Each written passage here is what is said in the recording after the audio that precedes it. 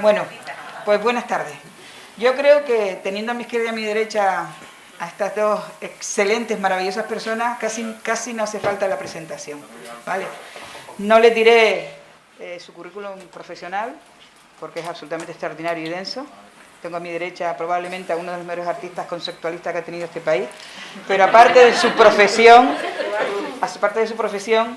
lo que la vida me ha regalado es haberlos encontrado en esta tarea, en esta ardua tarea de la representación institucional en esa primera división que dicen ustedes que es el Congreso de los Diputados. Y debe ser por el tema del símil de las patadas y los penaltis y todas estas cosas, porque efectivamente durísimo, durísimo, durísimo, ¿no? A mi izquierda tengo, pues bueno, a una mujer de una pieza, ¿no? Es absolutamente asombroso, en fin, lo pequeña que es y lo grande que es por dentro.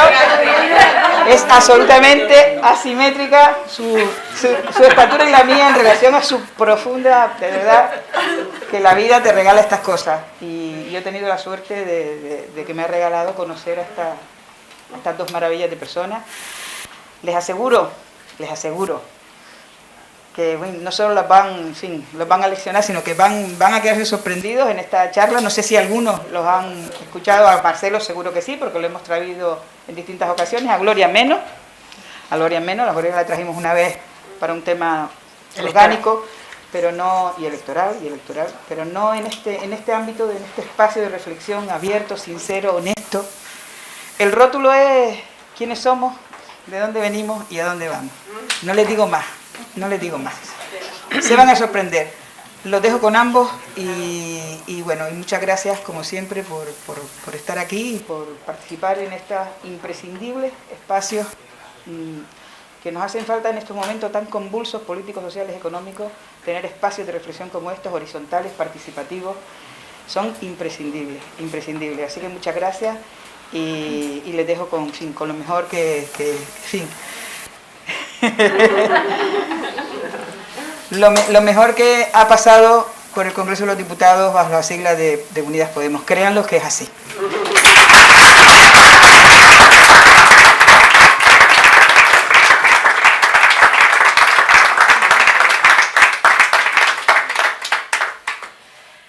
Si hay que hacer un análisis de lo que ha pasado durante estos años, yo creo que el mejor y el más grande de los homenajes a estos años es haber conocido a personas como Mary, como Marcelo, como Barcia, que está ahí, como Lili, María y Tomás no te conozco, pero seguramente tenemos mucho que aportar y ese camino ha sido entrañable, imprescindible, porque yo les garantizo que si no llegase por estas personas y en estos espacios seguramente nos hubiéramos ido a casa, como decía antes una compañera, pero bueno, los apoyos personales, las relaciones afectivas, yo siempre digo que no hay relación política sin relación personal, es imposible sostener cualquier actividad pública sin un entorno afectivo y bueno, y yo lo he tenido en Mary, lo he tenido en Marcelo, en uno de los compañeros que mañana estarán aquí, que es Edu Santos, grandes personas y realmente sabias, responsables y comprometidas.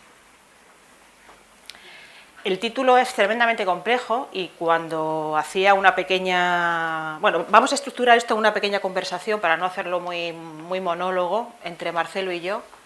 Y luego, si queréis, abrimos el debate porque yo creo que aún no sé si estamos preparados para hacer un análisis de lo que ha ocurrido en los últimos años. Yo sé que los niveles de lectura de lo que ha pasado en estos años son muy complicados, muy difíciles y seguramente no podremos reproducir, ¿no?, lo que ha pasado en el ámbito municipalista, lo que ha pasado en el ámbito estatal, lo que ha pasado en el ámbito autonómico. Los espacios territoriales no son los mismos, no tienen la misma identidad, no tienen los mismos problemas, entonces es tremendamente complejo. Pero si yo hacía una reflexión leyendo el título de esta charla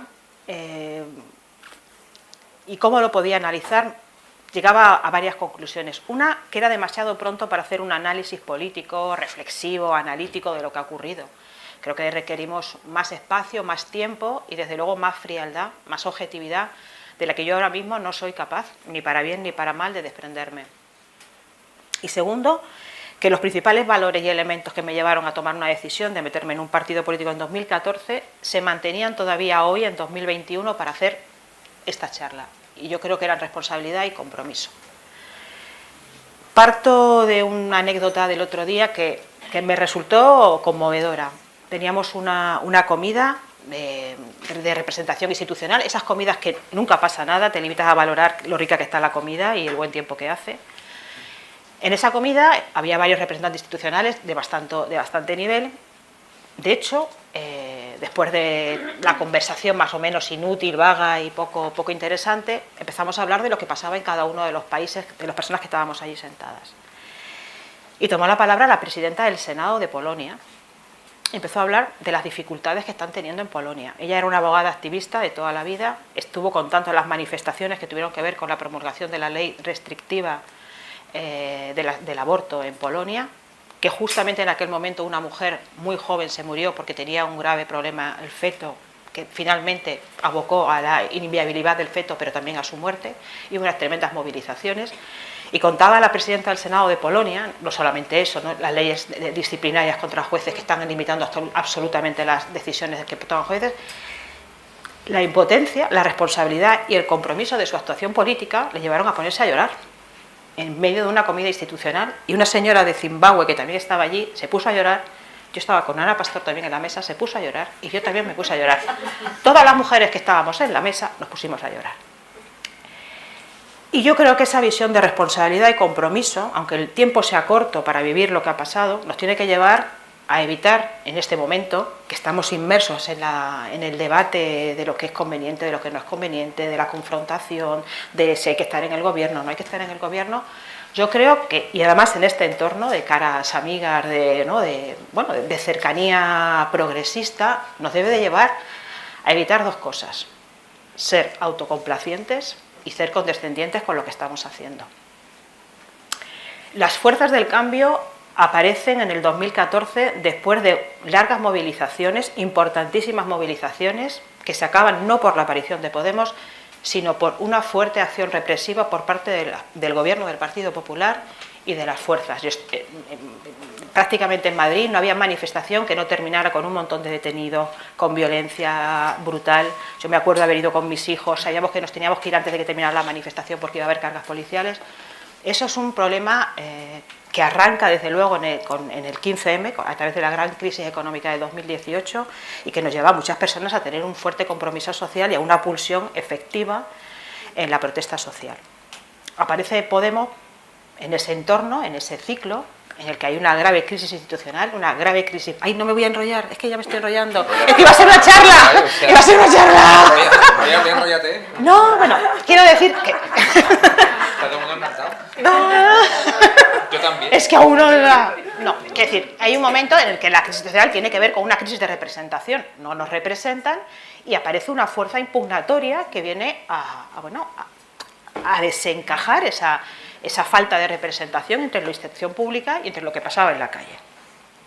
Y estamos en 2021 y creo que haciendo un análisis, y por eso corto toda la reflexión esa, y aquí haciendo una reflexión ahora mismo del momento en el que nos encontramos, lo primero que me vino a la cabeza pensando es que ha sido tremendamente duro este camino, tremendamente duro, pero que ahora mismo tenemos la capacidad y la responsabilidad y el compromiso de poner varias cuestiones encima de la mesa.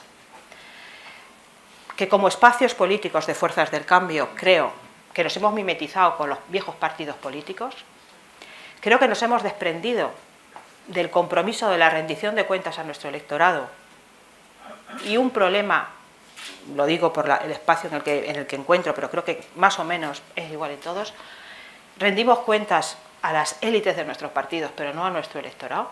Nos hemos desprendido en la acción política y en el compromiso de acción de nuestras propuestas políticas, de los principios que nos trajeron aquí, de nuestros compromisos electorales. Eso por un lado. Y por otro lado, creo que nos falta en estos momentos ambición política. Creo que teníamos unos grandes proyectos de movilización social, de reestructuración de las instituciones, de regeneración democrática, y en estos momentos creo que nos falta ambición política. Marcelo. Ya. Pues, hola. ¿Sí? ¿Se oye? Sí. ¿No? Vale. Pues nada, muy agradecido de estar aquí en las Canarias otra vez. Cuando yo estaba en el Congreso, Gloria y yo nos pateamos haciendo rendición de cuentas nos pateamos el país de arriba abajo con la cabra y el tambor, vamos, 40 veces. Y éramos conocidos por formar una especie de dúo como cómico-institucional o algo así. Yo no sé por qué nuestras rendiciones de cuentas siempre acababan siendo tremendamente jocosas. Así que yo le decía antes de empezar que esto es una especie como de vuelta de Faemino y Cansado, ¿no? Algo por el estilo, ¿no? Esas situaciones que hacen cada 3 o 4 años, es una cosa parecida. Pero me da la sensación de que el enfoque de esta intervención va a ser un poco más de humor negro, más que estrictamente jocoso, porque sucede una cosa un poco peculiar en la... Voy a decir una cosa anteriormente. Con respecto a la mesa anterior, que ha sido todo el día ha sido muy interesante. En la mesa anterior en particular había unos elementos como de discrepancia que partían de la vivencia que cada cual estaba teniendo justamente de su situación particular, ¿no? Cómo me va el ayuntamiento, cómo me va el cabildo. Y yo creo que es cierto que no podemos perder de vista, como Gloria también ha apuntado, las diferentes situaciones que cada cual vive en su círculo, en su organización, en su territorio, etcétera. Pero claro, tampoco lo que podemos olvidar es que por encima de las situaciones particulares lo que hay son climas generales y también tendencias generales, ¿no? Es decir, no todo el mundo tenía un 15M en su barrio, evidentemente, ¿no? Pues eso es así. Igual que no todo el mundo tenía, yo qué sé, una toma de tierras en el 36 en su pueblo, ¿no? Pero es evidente que hay tendencias generales y climas anímicos que son más o menos compartidos. Yo creo que un poco la intervención que Gloria y yo nos planteamos hoy tendría que ver con esto, ¿no? Con las tendencias generales y los climas anímicos, para avisar que eso no tiene que ver con que necesariamente todo el mundo en cada situación específica tenga que vivirlo de la manera en que en que seguramente lo vamos a plantear con muchísimas coincidencias. Pero bueno, solamente eso para aclarar. Y esto era para decir que estamos en una situación un poco paradójica en la que, dado que se espera que en el punto de inflexión político en el que estamos en términos generales se abra una especie como de nuevo escenario de recomposición de lo que anteriormente fueron las fuerzas de la nueva política. ¿Qué pasa? Coge el micro por debajo que se está acoplando, por favor. ¿Ahora? Es que yo lo hago así más tipo rapero, pero no sé. Es que así es más crooner, así es más Julio Iglesias. Pero bueno, cambia el tono, entiende que no. Está bien. Voy. ¿Dónde iba? Sí. El clima general. El clima general. Que bueno, que estamos en una situación en la que, bueno, la discusión sobre la recomposición de lo que anteriormente fueron las fuerzas del cambio, la nueva política, pareciera que hay que transmitir sobre todo, fundamentalmente, entusiasmo, ¿no? Otra vez hay que tener entusiasmo, hay que otra vez esperanza, expectativa, y lo que uno se pregunta es por qué es incompatible ir hasta el fondo de los problemas al mismo tiempo que plantear entusiasmo porque las situaciones se puedan recomponer, se puedan reconstruir. Entonces, bueno, yo creo que algunos, yo en particular llevaba, por ejemplo, mucho tiempo sin hablar de cuestiones de coyuntura, etcétera. Últimamente publiqué 2 artículos en la revista Contexto, uno que se titulaba ¿Y ahora qué hacemos? Y otro sobre la ley de vivienda, que se titulaba El relato no paga el alquiler. Y bueno, me parecía que, bueno, pues de repente, pues alguno tiene que, alguno tiene que cumplir la función de plantear cómo ir hasta el fondo de algunos problemas, lo cual no es incompatible con tener no solamente buen humor y tal, sino un horizonte de esperanza y, en fin, interés en que las cosas se recompongan. Y además, yo creo que esto creo que es compartido, que justamente generar una cierta esperanza, un cierto entusiasmo ahora, tiene que ir inevitablemente de la mano de ir al fondo de los problemas y de las cuestiones y hacer balances mínimamente rigurosos, porque si no estamos vendiendo humo, básicamente, en lo que algunos pensamos. Pero bueno. Entonces, con respecto a la Gloria, no hemos preparado mucho la intervención, Gloria ha dado 3 puntos de entrada que ella me ha explicado. Yo le he dicho cuál va a ser un poco el contrapunto, la réplica que yo le iba a dar, y a partir de ahí vamos a tener vamos a alternar intervenciones, y a partir de la media hora, 35 minutos, ya directamente empezar a discutir sin más, ¿no? A conversar. Entonces Gloria me planteaba los 3 puntos que ella ha explicado, que se sintetizan así. Ella decía, yo quiero plantear el problema de la desafección, ¿no? Que estamos en un momento en el que, a diferencia de un clima de emergencia social como fue el 15M y sus ecos, estamos en un momento de amplia desafección política y de mucha desmovilización. Bien. El segundo problema es, como ya he dicho, la mimetización de las organizaciones que surgen de lo que se llamó nueva política, su mimetización con, en el fondo, las fuerzas que anteriormente llamábamos del régimen, y el tercer problema, la pérdida de ambición política. Yo le decía que se me ocurría complementar esos 3 puntos con las siguientes ideas. La desafección.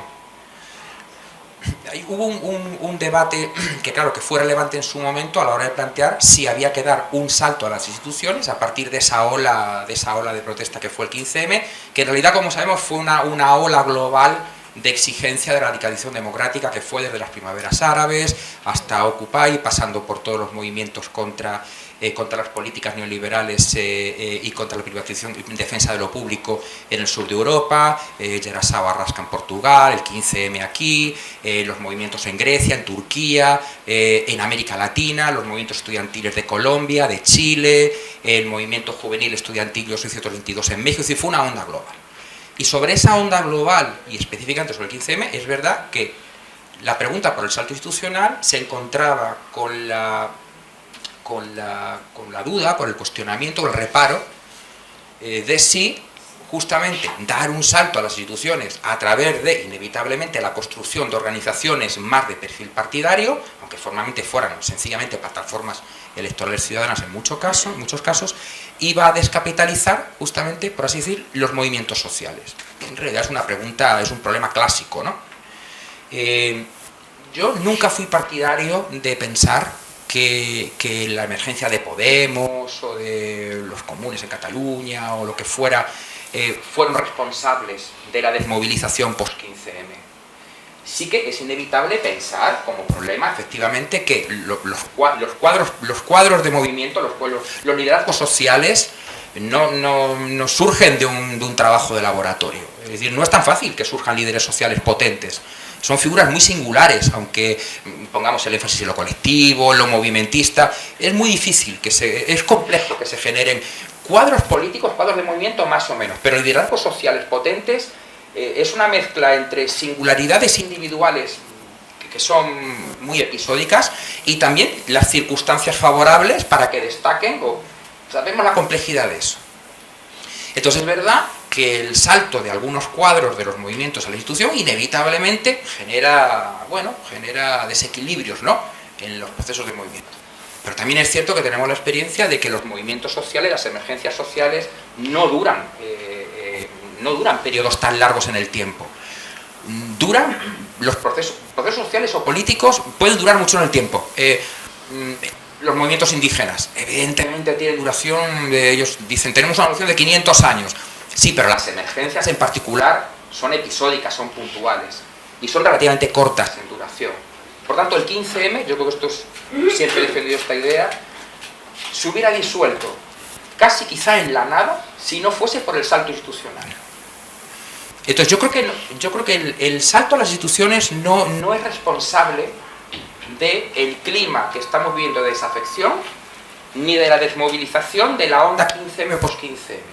Pero de lo que sí es responsable, yo creo, es de no haber creado las condiciones para que esta desmovilización o este clima de desafección se pudiera confrontar de otra manera. De eso sí somos responsables. Voy a ir un poco de saltitos, ¿no?, poniendo como ejemplos puntuales. Evidentemente es una charla, podemos complementar, contradecirnos, lo que sea. Sobre todo en aquello que se explica como medio superficialmente, ¿eh?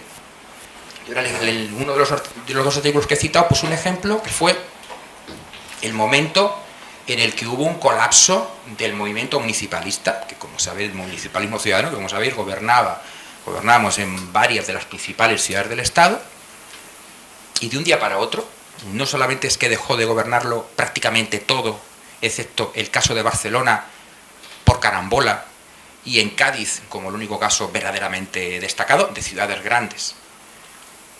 No solamente es que de un día para otro se dejó de gobernar, de tener esa visibilidad en varias de las principales ciudades de España, que a su vez eso tiraba del clima de muchísimas otras experiencias como las que habéis comentado anteriormente, porque evidentemente el municipalismo a gran escala era un referente de quien trabajaba en otras escalas inferiores, digo de tamaño, no de importancia. No solamente sucedió eso, sucedió que al día siguiente de las elecciones no había ni un solo espacio orgánico formal donde reunirse para hacer una mínima evaluación de lo que había sucedido.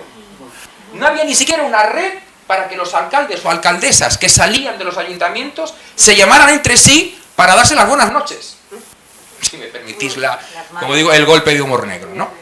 Mira, Marcelo, te interrumpo aquí porque yo creo que es una de las claves que yo creo que tenemos que tener en cuenta.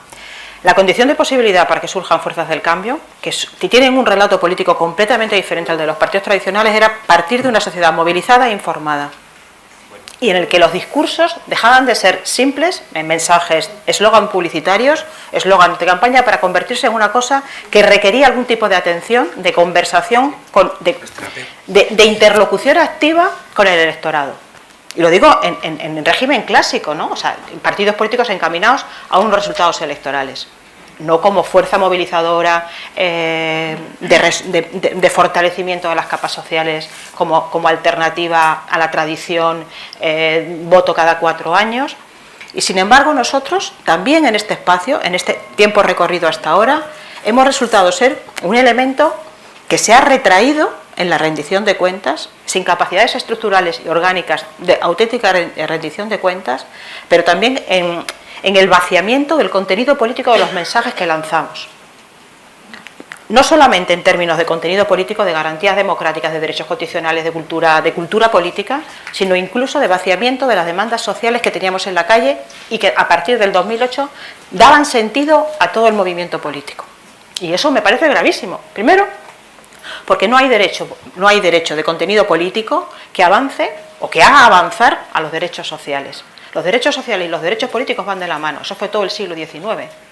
Eso fue todo el siglo XX, hasta determinado momento. Y sin embargo nosotros, la impugnación de la falta de representaciones, de la representación de la legitimidad democrática, la lucha contra la corrupción y el contenido político de los derechos que se convertían en la principal herramienta de estado de bienestar, del bien vivir, de repente se habían convertido en una especie permitimos que estamos en una conversación próxima, de validador prácticamente de lo nimio, como elemento de ruptura o de acomodación al mantenimiento de nuestra presencia en las instituciones.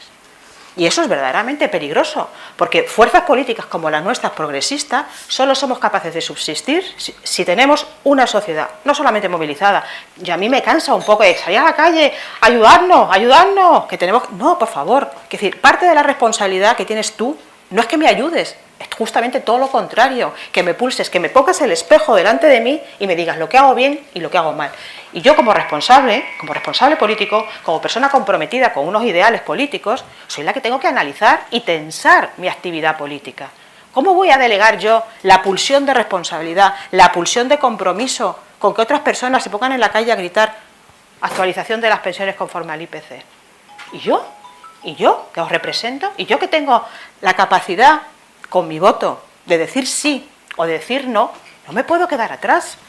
Yo creo que esa es una de las principales causas también que redundan en que las expectativas electorales, ¿no?, porque también tenemos esa visión a muy corto plazo, se conviertan en un verdadero problema para fuerzas que yo todavía creo que somos la única garantía de avance social y de avance político en este país. A escala estatal. A escala estatal, a escala municipal, a escala autonómica, claro. Conforme esto que dices, el segundo punto que planteabas de... Mejor, ¿no? ¿Sí? Más de rapeo. El flow es otro. Dice, mimetización con los sistemas de poder. Yo creo, y lo acabas de mencionar también, como todos los problemas que planteas, yo creo que está bien ver cuál es el origen de esos problemas para que no pareciera que de repente es responsabilidad de 4 personas o de una situación o lo que sea.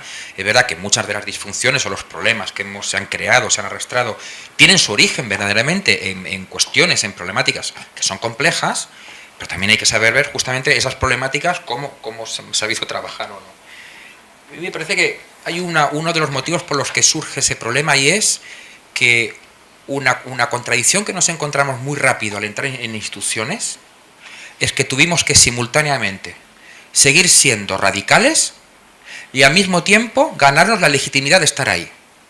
Porque muchas veces en las instituciones nos hemos encontrado, y ha sido también algo que indirectamente se ha mencionado en algunas intervenciones de esta tarde, ser radical por lo menos en el primer momento en que venías literalmente a, como diría, a paliar, a confrontar muchas deficiencias, muchos problemas estructurales del régimen, ser radical significaba exigir un buen funcionamiento de las instituciones.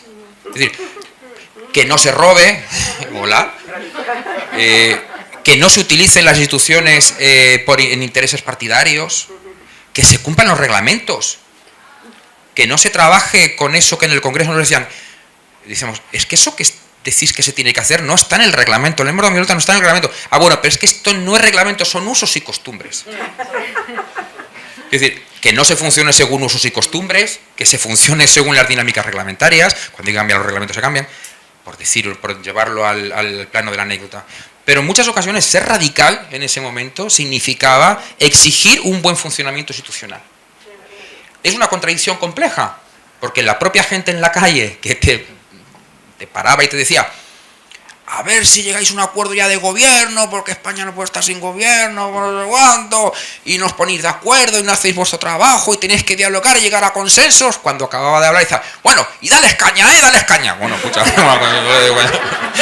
sea, vamos a ver. O sea, compañero, por favor.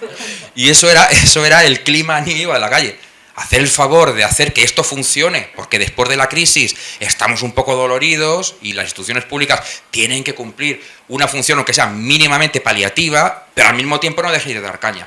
Esa contradicción es muy difícil de resolver. Pero paradójicamente se hizo. Claro, pero de la manera en que no se resuelve es cuando tú utilizas, ¿cómo diría?, la explicación de las correlaciones de fuerza o la complejidad institucional en realidad de una manera autorreferencial. Cuando en realidad eso está orientado a justificar el propio hecho de estar en instituciones. Lo hemos visto muy claramente en las defensas públicas que hemos hecho de la ley de vivienda, del acuerdo previo a una posible ley de vivienda, que a mí particularmente, con todo cariño y con toda modestia, humildad, me parece un fraude. Entonces yo creo que ha habido justificaciones de ese acuerdo de gobierno que son honestas. Hay gente que dice con honestidad que cree que es una posible buena ley de vivienda. Bueno, pues ahí hay opiniones que discutir. Creo que ha habido actitudes de defensa de ese acuerdo de gobierno previo a la tramitación parlamentaria de la ley que yo no comparto, pero que puedo entender que son actitudes de defensa orientadas a intentar no desanimar a la gente, no crear un clima de desánimo por el cual pareciera que absolutamente nada se puede hacer y todo lo que se consigue es insuficiente. Yo no comparto, pero puedo entender ese tipo de defensa de la ley. Más discutible me parece algunas defensas que se han hecho de ese acuerdo y otros acuerdos de gobierno que están habiendo, que claramente están dirigidos única y exclusivamente a justificar el propio hecho de estar en el gobierno. Entonces, esto conecta con el problema anterior. Será muy difícil que tú resuelvas el problema siempre irresoluble, porque la clave está siempre en la tensión entre la movilización social y el trabajo en las instituciones, si finalmente el trabajo en las instituciones tiene una deriva fuertemente estatocéntrica, que es la que está teniendo en este momento. Yo creo que la discusión que se ha escenificado en la mesa anterior es bien interesante. No hay siempre por qué estar en los gobiernos, no todo el mundo tiene por qué estar, no todo el mundo tiene por qué aterrizarse en los cargos. Eso me parece una discusión sana y me parece una discusión que es siempre dinámica y que no se puede resolver a priori. ¿Hay que estar o no en los gobiernos? Joder, pues depende. Depende del gobierno, depende cuándo, depende quién, pues depende. Y yo creo que el dinamismo de esa discusión se ha perdido en el debate de lo que fue el campo, en términos generales, de la nueva política. Ese dinamismo es central, porque el dinamismo es la clave. No se puede resolver ni diciendo que hay que estar siempre presionando, ni diciendo que tienes que estar siempre en el gobierno. En el dinamismo está la clave. Porque además es verdad que no estás, es decir, como proceso político no estás siempre fuera de los gobiernos y siempre dentro de los gobiernos. Tienes siempre, como recordaba por ejemplo García Linera, cuando hubo ciertos retrocesos electorales, a veces por golpes de Estado más o menos explícitos en América Latina, García Linera lo recordaba de una manera muy inteligente.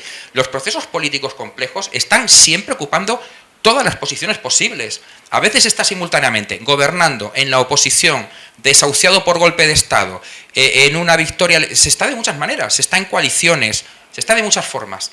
Y yo creo que el dinamismo de poder pensar que un proceso político complejo puede estar de muchas maneras en relación tanto a los movimientos como sobre todo al Estado, a los gobiernos.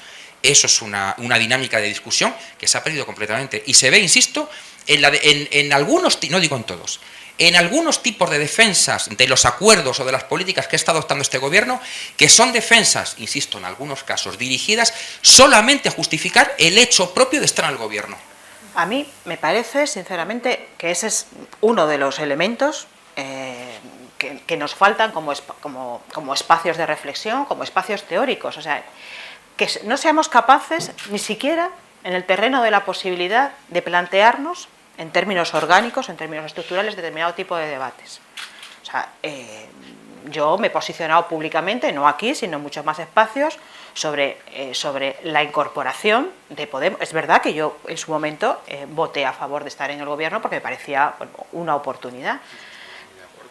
Había un debate abierto, un debate público, no a lo mejor con la profundidad que a lo mejor se hubiera requerido, porque los tiempos eran los que eran, y uno tampoco es un descerebrado que quiera plantear durante 3 meses debates abiertos con ponencias para ver cuáles son las posiciones dentro del gobierno o fuera del gobierno, pero luego, conforme se está en el gobierno, como dice Marcelo, hay acuerdos dinámicos, hay capacidad y disponibilidad para cambiar a lo mejor los posicionamientos dentro del gobierno. A lo mejor lo que nos falta, porque yo creo que estar en el gobierno de España, desde luego es de una potencialidad política brutal, si se me permite, no solamente por la aplicación de políticas públicas, no solamente por la gestión, sino también por el significado, en términos teóricos, que significa ser una fuerza que es capaz de gobernar con un partido socialista, porque nos encontramos con una dinámica muy compleja en la que las decisiones que se adoptan dentro del Consejo de Ministros, que son colegiadas, hacen desajustes en términos teóricos que son, en términos de compromiso y de responsabilidad, que yo creo que es un poco, de verdad, el margen de debate, dentro del margen de debate que tenemos en esta sala, es, somos capaces ahora mismo, y yo me haría esa pregunta a Marcelo, ¿somos capaces en términos de compromiso y responsabilidad de seguir manteniendo determinadas decisiones de forma colegiada dentro del gobierno? Pues a lo mejor nos tendríamos que permitir, al menos como espacio político, porque eso también tiene que ver con estar dentro de una sociedad informada, una sociedad que es capaz de comprender, de debatir, de tener mucho más en los debates y en los espacios públicos que un mero eslogan publicitario o electoral, si tiene sentido seguir en un gobierno de coalición. Porque, a ver, en términos prácticos, yo sin duda creo que Yolanda Díaz esté en un espacio donde tenga la capacidad de interlocutar con las fuerzas sociales, es una garantía, sin ninguna duda. Yo prefiero que esté Yolanda Díaz sentada en un espacio de negociación que tiene que ver a que esté en la oposición, sin ninguna duda. Pero de verdad, ¿eso significa estar dentro de una... O sea, ¿eso necesariamente implicaría estar en un gobierno de coalición? Quiero decir, ¿no se podría haber negociado una investidura de Sánchez en los términos de ocupar una posición estratégica, pero saliendo de una dinámica diferente a lo que significa acomodarte a un espacio de decisión política que muchas veces contraviene mis propios principios personales y sobre todo mi compromiso electoral con mi programa electoral? Yo creo que es un debate que al menos nos debemos de permitir. Y yo creo que en términos sanos, en términos de que los espacios políticos en los que nosotros nos movemos, seamos capaces de reflexionar. ¿Sabes qué pasa? Que, estando de acuerdo con el problema que planteas, yo creo que también hay algo que nos tiene que hacer salir de la polaridad, estar dentro o estar fuera del gobierno. Por ejemplo, no sé, por decir... también por remitirme a la conversación anterior a la nuestra, que me ha parecido muy, muy buena. Tú dices, acaba de suceder ahora mismo eso que llaman los medios la crisis de refugiados. Bueno,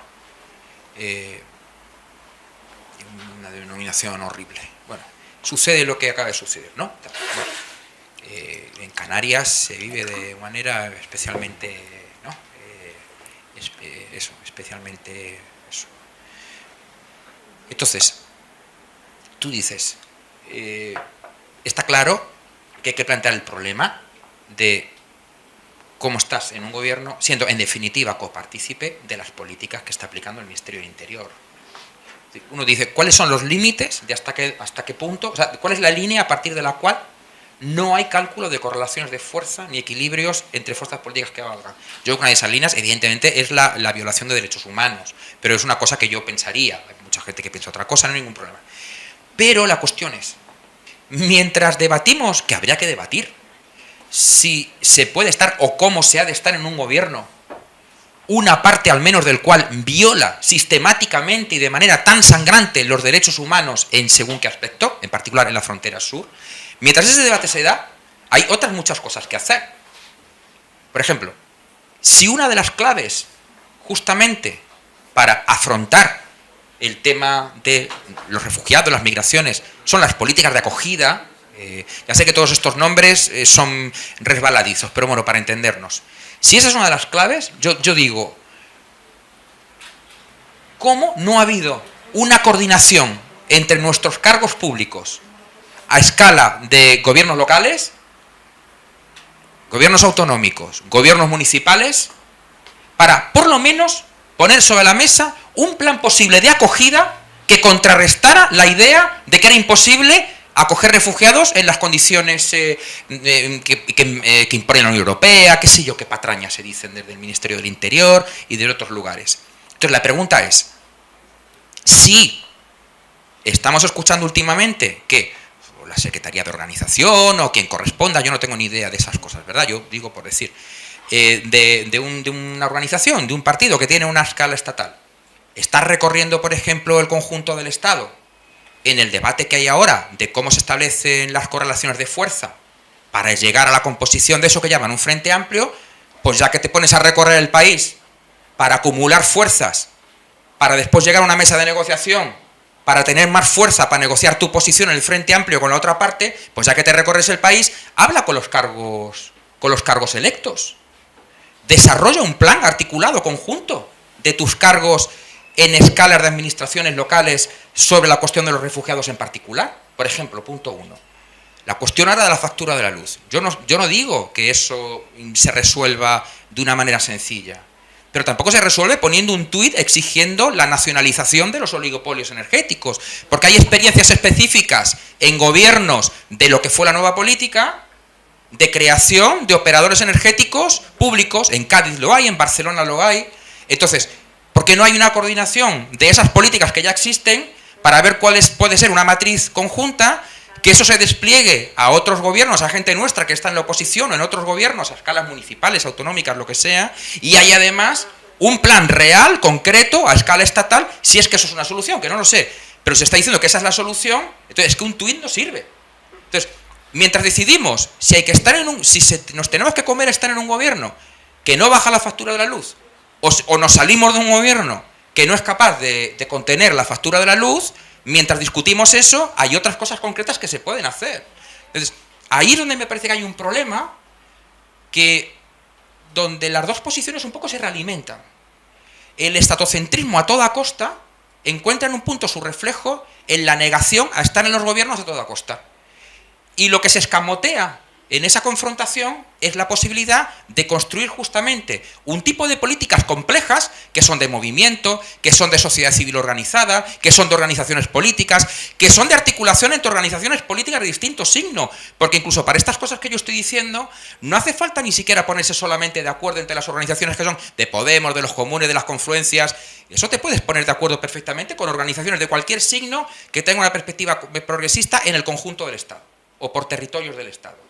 Entonces, muchas veces esa discusión de si estar dentro o fuera de los gobiernos, lo que elude es poder plantear esto otro. Ya sabemos que las propuestas, las articulaciones, qué sé yo qué cosas, no solucionan las cosas de un día para otro.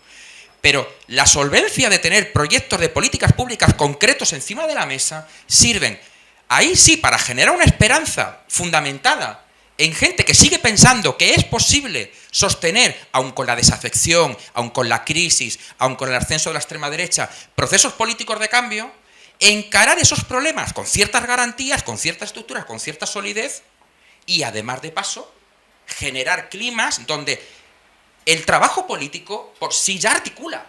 Porque muchas veces pensamos que la articulación política consiste en debatir ideológicamente y tener ideas comunes, y sabemos muy bien quienes tenemos experiencia de organización social, que en muchas ocasiones la articulación política de una cierta envergadura se da a través de la puesta en común de problemas concretos. Vamos a articular esto. ¿Qué pasa con los refugiados? ¿Qué pasa con el tema de la factura de luz? ¿Qué pasa con no sé cuánto?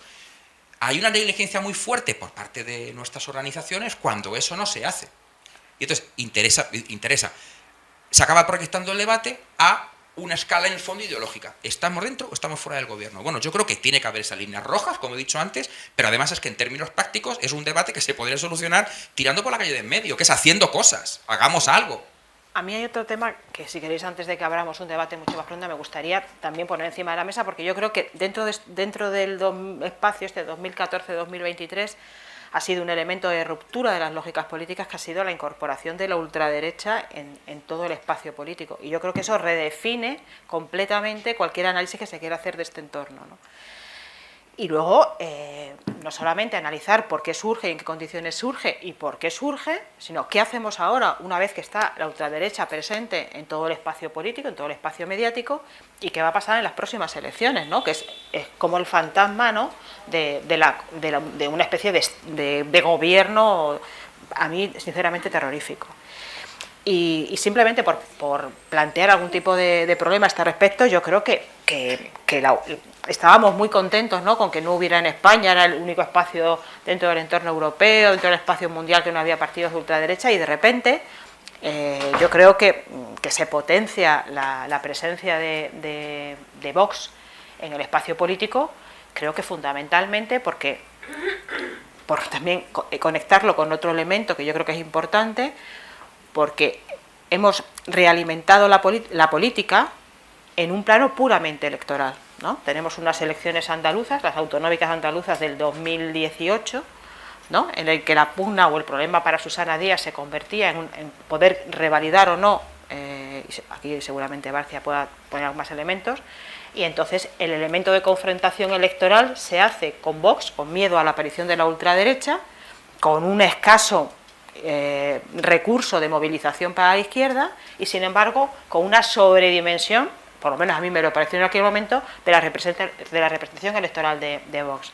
No solamente se hace en la campaña de las andaluzas autonómicas, sino que también se hace en la campaña electoral del 2019, de abril del 2019, donde prácticamente todos los partidos políticos, para empezar con el debate de la presencia en los debates de televisión, de la presencia de Vox, que continuamente pone el foco de toda la campaña en la presencia de Vox, en los debates electorales, en la presencia electoral. Quiero decir, que parte, no os digo que sea solamente eso, pero que parte del problema que tenemos ahora mismo es que hemos convertido a la política en la política estatal de sobrerepresentación, en un mecanismo puramente de debate electoral, de pugna electoral.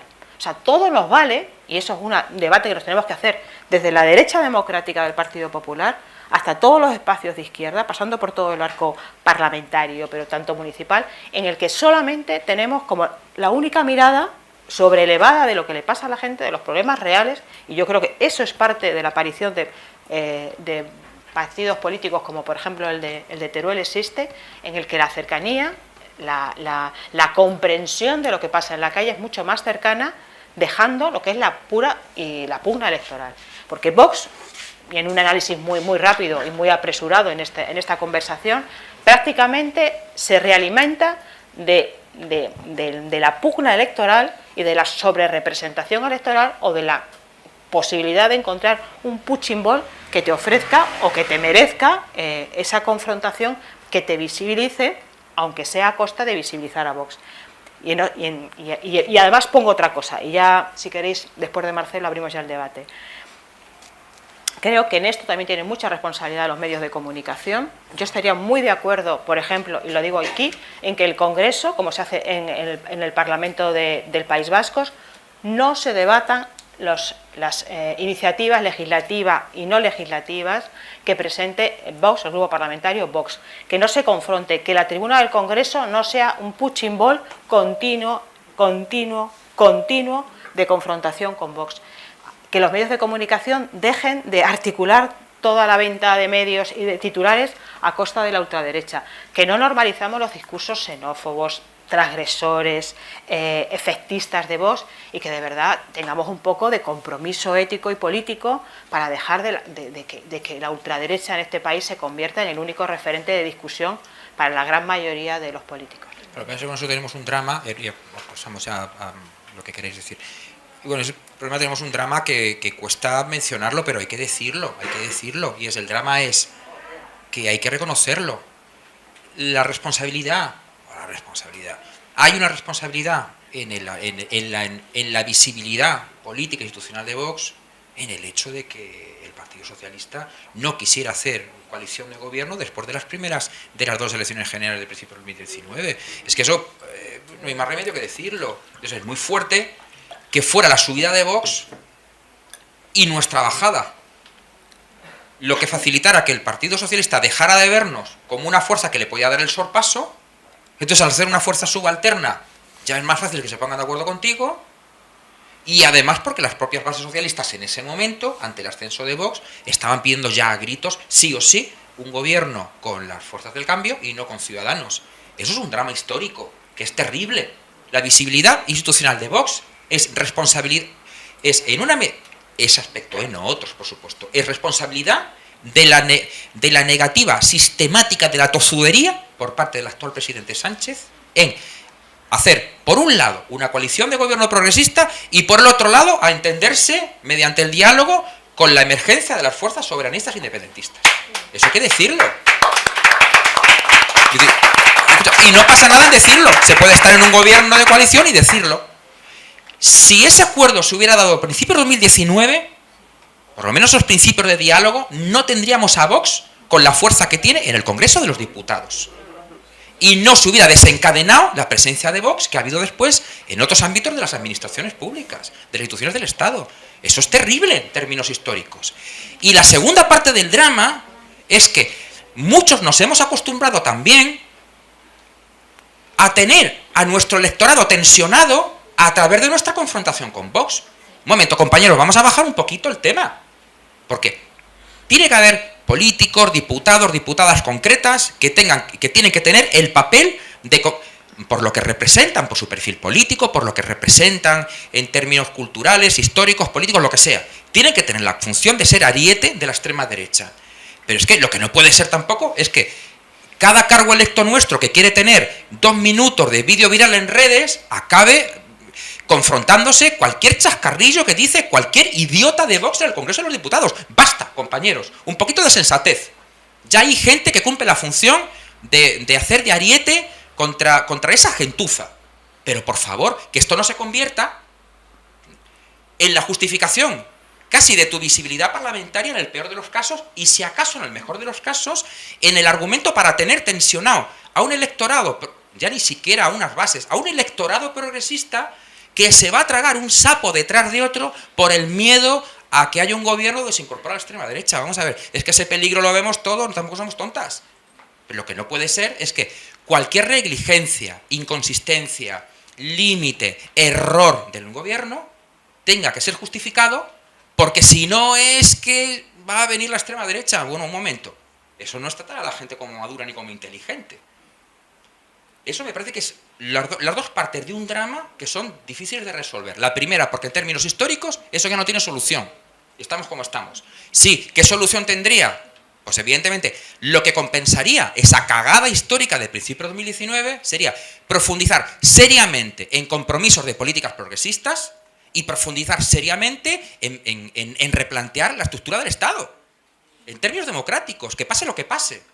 Eso es lo único que lo compensaría. Lo que no puede ser es que vienen los fondos europeos y de una patada al balón hay tropecientos chorros de millones para las empresas y tienes que arañar 4 putos euros de subida de no sé qué índice para los pensionistas o para... A ver, por favor, que eso no es normal. Eso es lo que está alimentando a la extrema derecha y lo sabemos. Lo único que compensaría, insisto, ya que no tiene solución en términos históricos, la cagada de principios de 2019 es profundizar en serio en políticas progresistas y en abrir, insisto, un debate de verdad serio sobre la estructura del Estado. Y lo que compensaría lo segundo es tener un poquito de conciencia en que si tú ejerces lo primero, No tienes que estar manteniendo soliviantado en tensión a tu electorado, a tus bases, con la justificación de que viene la extrema derecha. Bueno, implementa unas políticas en condiciones y ten a tu electorado galvanizado, tensionado, fiel, a partir justamente de hacer aquello para lo que se supone que viniste. No por seguir a la extrema derecha. Porque con esa posición, lo que se augura no es bueno, para nadie. Es desafección. No es bueno. Bueno, eso pasó en las autonómicas de Madrid, que el efecto justamente fue movilizador en gran medida del electorado de la derecha, claro, y con unos resultados muy, muy, muy preocupantes para las fuerzas progresistas. Menos mal que Más Madrid... hizo el sorpaso al PSOE. Mira, ya que hemos terminado, quería aprovechar que está aquí Barcia, José Vicente Barcia, que es miembro del equipo de gobierno del Kichi, del Ayuntamiento de Cádiz, para que nos cuente un poco la situación vibrante, que nos cuente lo de Cádiz. Pues, lo que pasa que me ha encantado y yo sí que estoy galvanizado ahora mismo con todo lo que he escuchado. Y la verdad es que me apetece más comentar sobre lo que habéis dicho, porque creo que como todos y todas nos sentimos bastante implicados, ¿no? En Andalucía es donde por primera vez Vox, no el Vox antiguo, sino el nuevo Vox, arranca con 15 diputados y diputadas en la Junta de Andalucía. Quien mete en campaña a Vox es Susana Díaz. Es decir, Vox le daba muy poquito, algo, pero le daba muy poco, le daba 2, 3, le daba 4 en el mejor de los casos, y de repente pega un pelotazo, que es la campaña que hace Susana Díaz, que es una campaña para aunar esfuerzo, porque sabía que no las tenía todas consigo, y lo que hace es una barbaridad. Hace una barbaridad, ¿no? Pero hay algún elemento que sí que me gustaría comentar de lo que habéis dicho, porque me siento, me imagino, como el resto, bastante impelido. Vamos a ver, yo creo que del momento en el que estamos, que es un momento convulso y complejo de las izquierdas a la izquierda del PSOE, todos y todas tenemos responsabilidad, ¿vale? O sea, lo digo desde el primer momento, todos y todas tenemos responsabilidad. Pero las responsabilidades son asimétricas, ¿vale? Hay un filósofo Nocid que teorizaba mucho sobre el estado mínimo, ¿vale? Y lo que decía es que básicamente lo que había que hacer es minimizar el estado, creando un espacio para que de manera más o menos libre las cosas funcionaran, etcétera, etcétera. Pero claro, no te hablaba de la mano invisible, no te hablaba de la piratería del capital, no te hablaba ¿no? Pero lo que sí que dejaba claro Nocid es: tiene que haber una clase de ricos, ¿vale?, que si les va bien a ellos, a los demás también nos va más o menos bien, ¿vale? Ese era el esquema, ¿no? Es decir, un estado mínimo. Yo creo que hemos replicado ese modelo a la hora de construir un movimiento político y social. Es decir, nos encontramos con una clase dirigente, ¿no?, utilizando nomenclatura viejuna, pero real, una clase dirigente, y una masa de votantes a las que queremos llegar. Entre medias, aquí se ha bombardeado todo lo que se quiso construir. Todo. Es decir, cuando hablabais antes en la mesa, que me pareció súper interesante, pues que nos hemos sentido súper solas en muchas ocasiones, es que el partido era alguien que venía a ayudarte, porque lo que es el partido es que nunca existió. O sea, es que prácticamente no existió. Entonces, eso era muy complicado. Y voy a otra cosa que planteas. Tú decías, joder, ¿por qué no hemos proyectado elementos de política compleja, de movimiento complejo? Pues porque nunca los hemos traído. Es decir, porque el miedo que teníamos algunos al principio, es decir, si me voy a equivocar, yo prefiero equivocarme en asambleas. Yo prefiero equivocarme haciendo cosas, planteando proyectos, tomando decisiones casi imposibles con 200 horas en cada decisión, a justo lo contrario, que es traernos lo peor de la cultura política, más jerárquica y más, si me apuráis, más PC, ¿vale? Es decir, ¿por qué el 15M no es Izquierda Unida?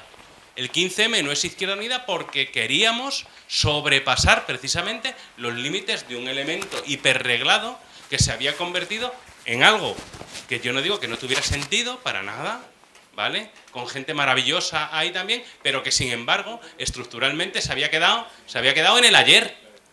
Se había quedado en el ayer. Bueno, todo el mundo sabemos hacia dónde va esto ahora y finalmente ¿quién se va a quedar con el juguete roto? Todo el mundo lo sabemos, ¿no? Por desgracia. Bueno, sobre Cádiz así muy rápido. Tres cosas que están pasando ahora y que son como muy potentes y que en algunas es flipante porque tienen que ver con otras, con las mismas sensibilidades que se han puesto ahí encima de la mesa, ¿no? Una, nosotros y nosotras desde Cádiz hemos intentado no romper la línea sagrada entre significante y significado. Es decir, nuestro significado era la movilización de la gente luchando por un mundo más justo y solidario. Y en el momento, no solamente ahora con el tema del metal, sino en el momento en que ha habido movilizaciones, hemos significado la ciudad para con esa gente. Siempre lo hemos hecho. Y además no lo hemos hecho como se hacía tradicionalmente por los partidos políticos tradicionales, que es, voy a buscarte cuando me interesas para sacarte precisamente el voto. No, hemos estado ahí. Y hemos estado silentes, hemos hecho lo que hemos podido y cuando nos han pedido manifestaros ahora es cuando lo hemos hecho. Es decir, nos hemos abierto de orejas y hemos practicado la sana democracia de la escucha, ¿vale? Y eso es lo que se ha producido en lo que estáis viendo ahora de precisamente toda la proyección social que está teniendo Kichi, porque todos los trabajadores y las trabajadoras del metal están proyectándole. No es porque él quiera, de hecho, creedme que detesta todo el tema mediático, que es precisamente mi tema, lo detesta y es uno de los elementos de tensión que tenemos con él. Otro elemento era el tema del populismo. ¿Os acordáis que nos acusaban todo el tiempo? Sois populistas, porque utilizábamos precisamente la palabra y los ejemplos como elemento de hacer comprender, es que estábamos haciendo auténtica pedagogía. Es decir, queremos transformar esto y lo hacemos en el ámbito de lo municipal utilizando la pedagogía de Paulo Freire, que es no a partir de elementos universales, sino a partir de elementos supercomunes y cotidianos para llegar a lo universal, ¿no? Bueno, pues, pero nos acusaban permanentemente de populistas. Sabéis que el carnaval es un elemento central de la antropología gaditana. No es una fiesta, no es algo menor, ¿eh? Es un elemento absolutamente central. El carnaval puede hacer que ganes o que pierdas elecciones, ¿vale? Que ganes o que pierdas legitimidad social. Bueno, pues Lola Cazarilla, quedaros con este nombre, Lola Cazarilla, concejala nuestra de Cultura, se planta hace unos meses junto con el alcalde y dice: no va a haber carnaval en la fecha tradicional porque no hay justificación sanitaria que racionalmente me dé posibilidades de que eso se celebre. Imaginaros la que se arma. La derecha, la extrema derecha, la derecha, el PSOE, la extrema derecha, el PP, los otros. Es decir, todo el establishment del empresariado, todo, o sea, era el diluvio universal. O sea, lo peor, hemos echado a la ciudad al caos, o sea, tremendo. Ahí se aguantó, y de repente pasa lo que era previsible que pasara, que son todas las cifras que están llegando del COVID, tanto de Europa como de nuestro país, a pesar de las vacunas, ¿no? Bueno, pues ahora, por fin, no los medios de comunicación, que son de la derecha y de la extrema derecha, sino la gente, es la gente quien está haciendo una gran movilización dentro de las redes sociales diciendo: ¡guau! Teníais razón, la hemos cagado. ¿Vale? Y entonces ahora, en ese momento, es cuando dices, es que quizá dentro de ti finalmente he madurado y he dejado de ser un populista para ser alguien que hace políticas responsables. Y que no cambiamos vidas por votos. ¿Vale? Y el tercer elemento, el tercer elemento que tiene mucho que ver con cosas que habéis dicho aquí, es, bueno, nosotros y nosotras siempre hablamos de que para hacer política tienes que tener dos sentidos, el sentido del humor y el sentido del amor, ¿no? Entonces, cuando nosotros llegamos al gobierno, allí en Cádiz, nosotros no montamos un operador eléctrico, ¿vale? Cádiz es muy peculiar, tiene una estructura realmente curiosa, ¿no? Cádiz tenía una empresa pública de electricidad mixta, porque no el PP, sino el PSOE en su momento vendió el 40 y tantos % a Endesa, ¿vale? Pero claro, nosotros desde el primer momento entramos ahí, tuvimos mucha suerte, nosotros fichamos a Alba del Campo, que es una tía que sabe un montón de energía y de energías renovables, y ¿qué es lo que empezamos a hacer tanto con la luz como el agua? Pues os cuento, por ejemplo, un ejemplo. En Cádiz, tú no puedes legalmente cortarle el agua a nadie que pueda justificar que no puede pagarlo por motivos socioeconómicos. Es decir, y eso es auténtico sentido del amor. Es decir, la política es lo que también se puede comer y lo que también se puede beber, ¿no? Y en el caso de la electricidad, nos pararon el bono social eléctrico, hubo una auténtica movilización empresarial, nos pararon el bono social eléctrico, igual que tenemos el del agua, el de la electricidad, pero tenemos más de 2.000 familias a las que se sostiene eléctricamente durante todo el año. ¿Qué es lo que ha pasado con todo el tema de las subidas de la electricidad ahora? Pues es acojonante, ¿no? O sea, lo que ha pasado es que hemos llevado, nosotros y nosotras, orgullosamente, casi hasta la extenuación económica, es decir, casi hasta la ruina eléctrica de Cádiz. Es decir, Eléctrica de Cádiz en los últimos 3 meses se ha gastado 4 millones de euros, que es para Cádiz es una barbaridad, 4 millones de euros en bloquear la subida que se ha ido aplicando en el resto del Estado. ¿Vale? ¿Qué es lo que ha ocurrido? Lo que estamos haciendo es pedagogía. No podemos mantener esto ayudándonos, ¿no? Y la gente está respondiendo. Es decir, la gente no está saliendo a las plazas a quemarnos públicamente, a decirnos sois tan malos como Endesa, como el otro, como el de la moto. Y eso, es decir, que lo que quiero transmitiros es, hay mucho pesar, hay un momento oscuro, yo soy consciente de ese momento oscuro, formo parte también de él, pero hay un principio de esperanza, ¿no? Que es, si a pesar de todo somos capaces de soñarnos mejores, es porque podemos ser mejores, porque seguro que hemos aprendido de todo lo mal que hemos hecho, ¿no? En todo este proceso.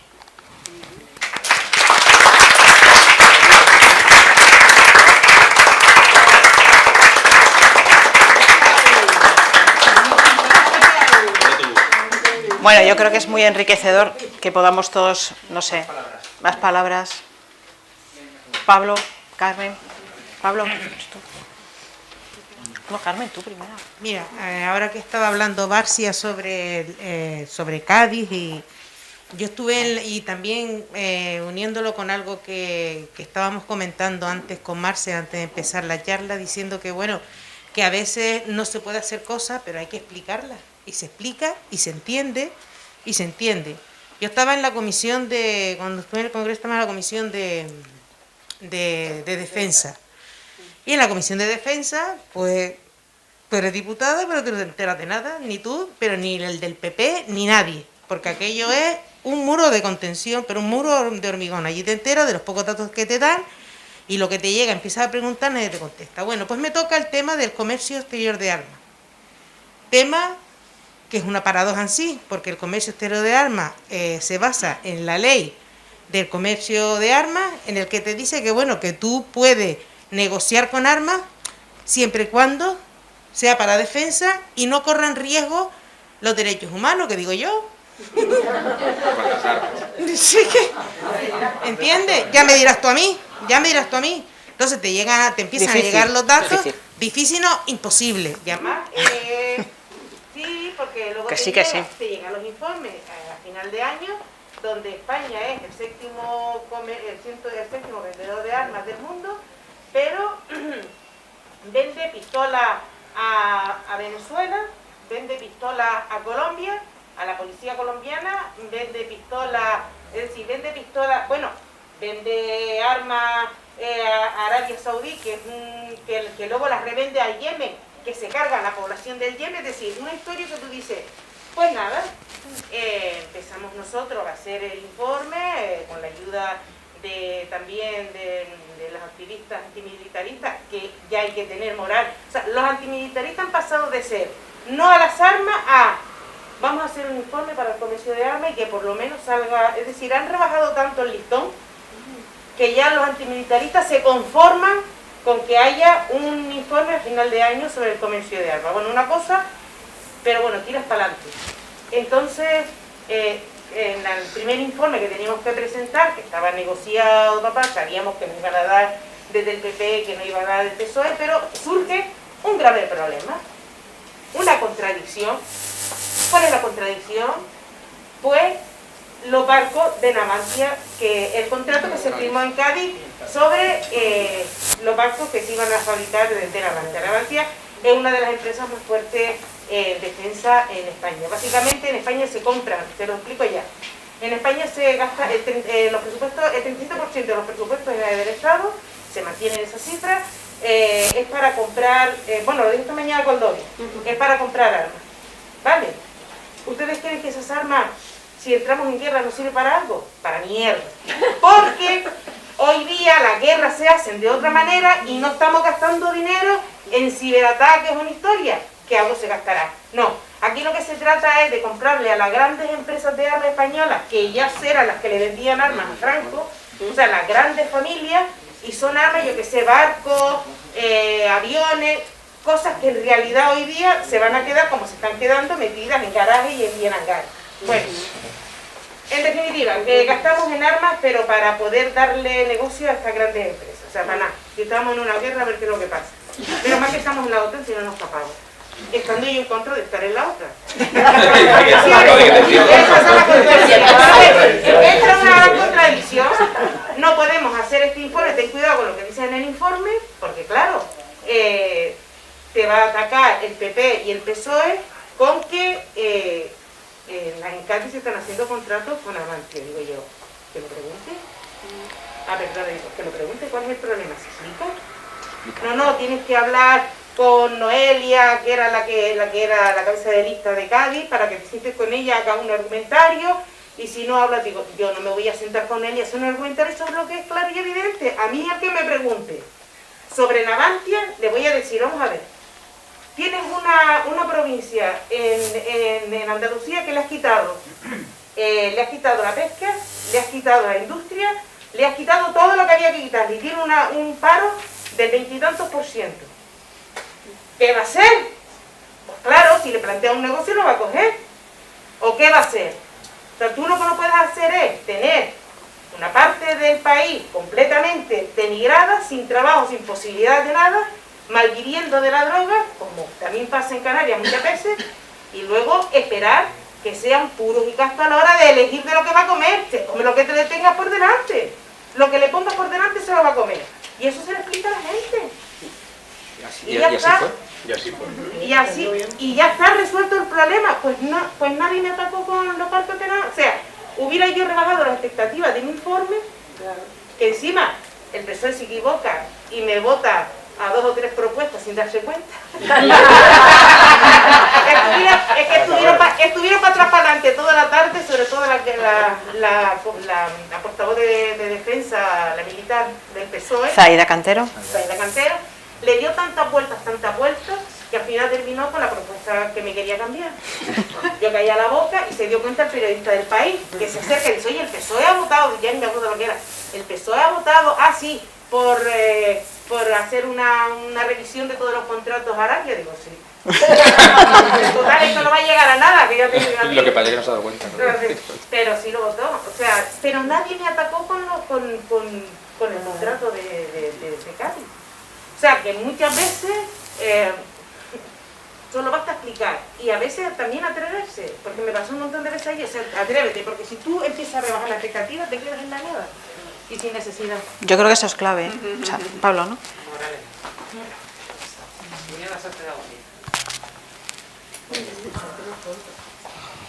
Bueno, yo quería hacer solo un comentario acerca de, mejor dicho, quería que hicierais un comentario, ambos los dos, sobre una cosa que creo que es clave y que de alguna manera no habéis tratado.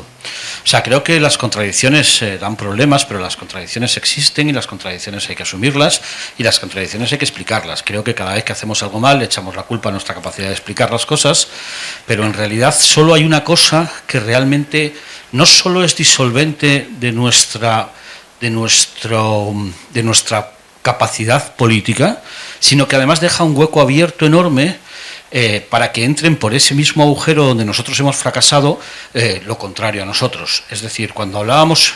A mí una de las cosas que me ha sorprendido más de la ponencia anterior es, con cierta perplejidad, cómo un grupo de personas de cargos públicos que en realidad mantenían una posición de absoluta dignidad haciendo política en las condiciones más cercanas a la gente, que pasaban frío en la oposición porque no estaban dispuestos a que las cosas se hicieran como siempre, que llevaban su vida como madres de familia, como entrenadores de fútbol, como trabajadores, que decían: yo no soy política, a mí no me confundáis, yo no soy política. Era ver a las personas que dignificaban la palabra política regalando al enemigo de verdad, el ataque a la política, porque en realidad nosotros lo que hacemos es política, y cuando dejamos de hacer política, lo que entran son las personas que realmente están en contra de la política y que quieren simplemente conectar con un estilete, bueno, pues el acero que hay detrás de nuestros sistemas, envuelto en socialdemocracia y democristianismo, ¿verdad? Una conexión de acero, ¿no? Del poder económico, básicamente.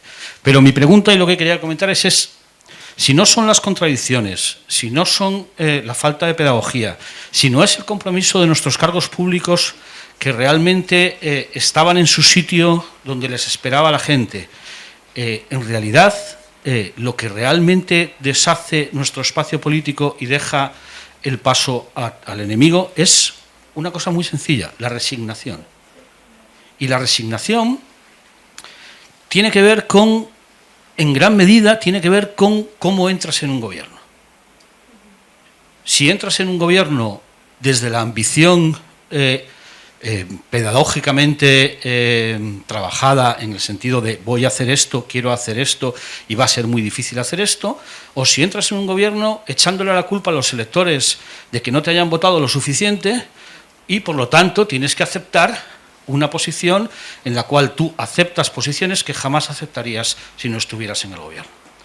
Y esa diferencia, que parece sutil, es una diferencia absolutamente trascendental, no ya para el éxito de nuestros líderes o de nuestros electores, sino para plantear por qué existen alternativas como Vox creciendo en ese espacio contra la política como algo fracasado, inútil y vergonzoso. Esa reflexión sobre la resignación en política me parece ahora mismo absolutamente fundamental, porque además no es la primera vez, y algún día habrá que contar qué pasó en 1976, cuando algún partido político decidió que debíamos de resignarnos precisamente para entrar en un régimen político, en un esquema político, incluso en un gobierno político, en algunas circunstancias bastante más vergonzosas de las que realmente sí que tendrían que avergonzarse. Pero bueno, esa es otra historia y por desgracia tiene bastante que ver con la nuestra, pero sí, o sea, la resignación, por favor. Bueno, esa resignación es lo que hablábamos antes de falta de ambición política. Es decir, cuando uno empieza a pensar que lo que puede es muy poco, porque no tiene suficiente poder como para hacer las cosas. Pero bueno, si quieres tú, Marcelo. Pues me gustaría como 2 o 3 cosas que planteas y que en realidad se han puesto también encima de la mesa con la intervención de Barcia y de Carmen y así.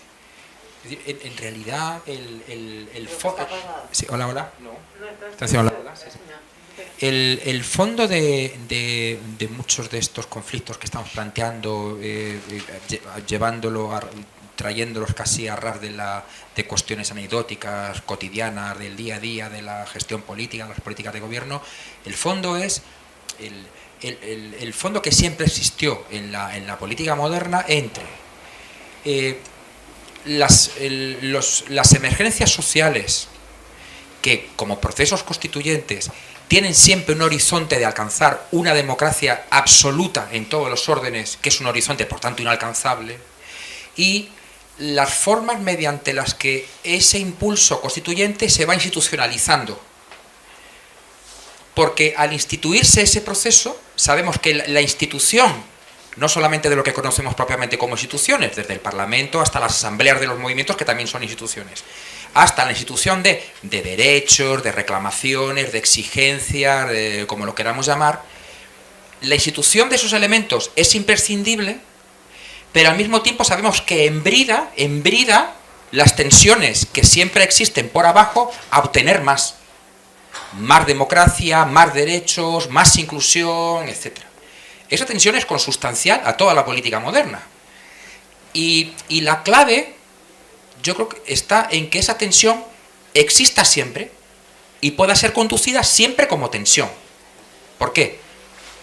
Es el problema que hay, por ejemplo, en torno al debate los debates en torno a la Constitución del 78. La Constitución del 78 tenía que haber una cierta institución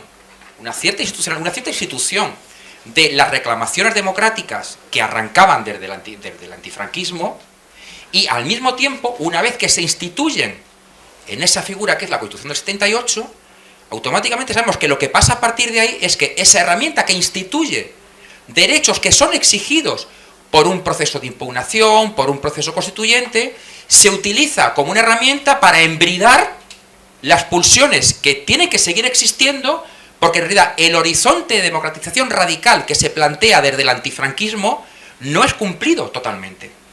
Y por eso la disputa en torno a si la Constitución alberga todavía potencias que son desplegables, o si es una herramienta, es solamente un dique que solamente detiene impulsos de democratización que vienen desde mucho más atrás, desde el franquismo y mucho antes, y que ahora, por tanto, o los desplegamos a partir de esa herramienta, o directamente reventamos la herramienta y generamos un proceso de institución nuevo, posterior al de la transición.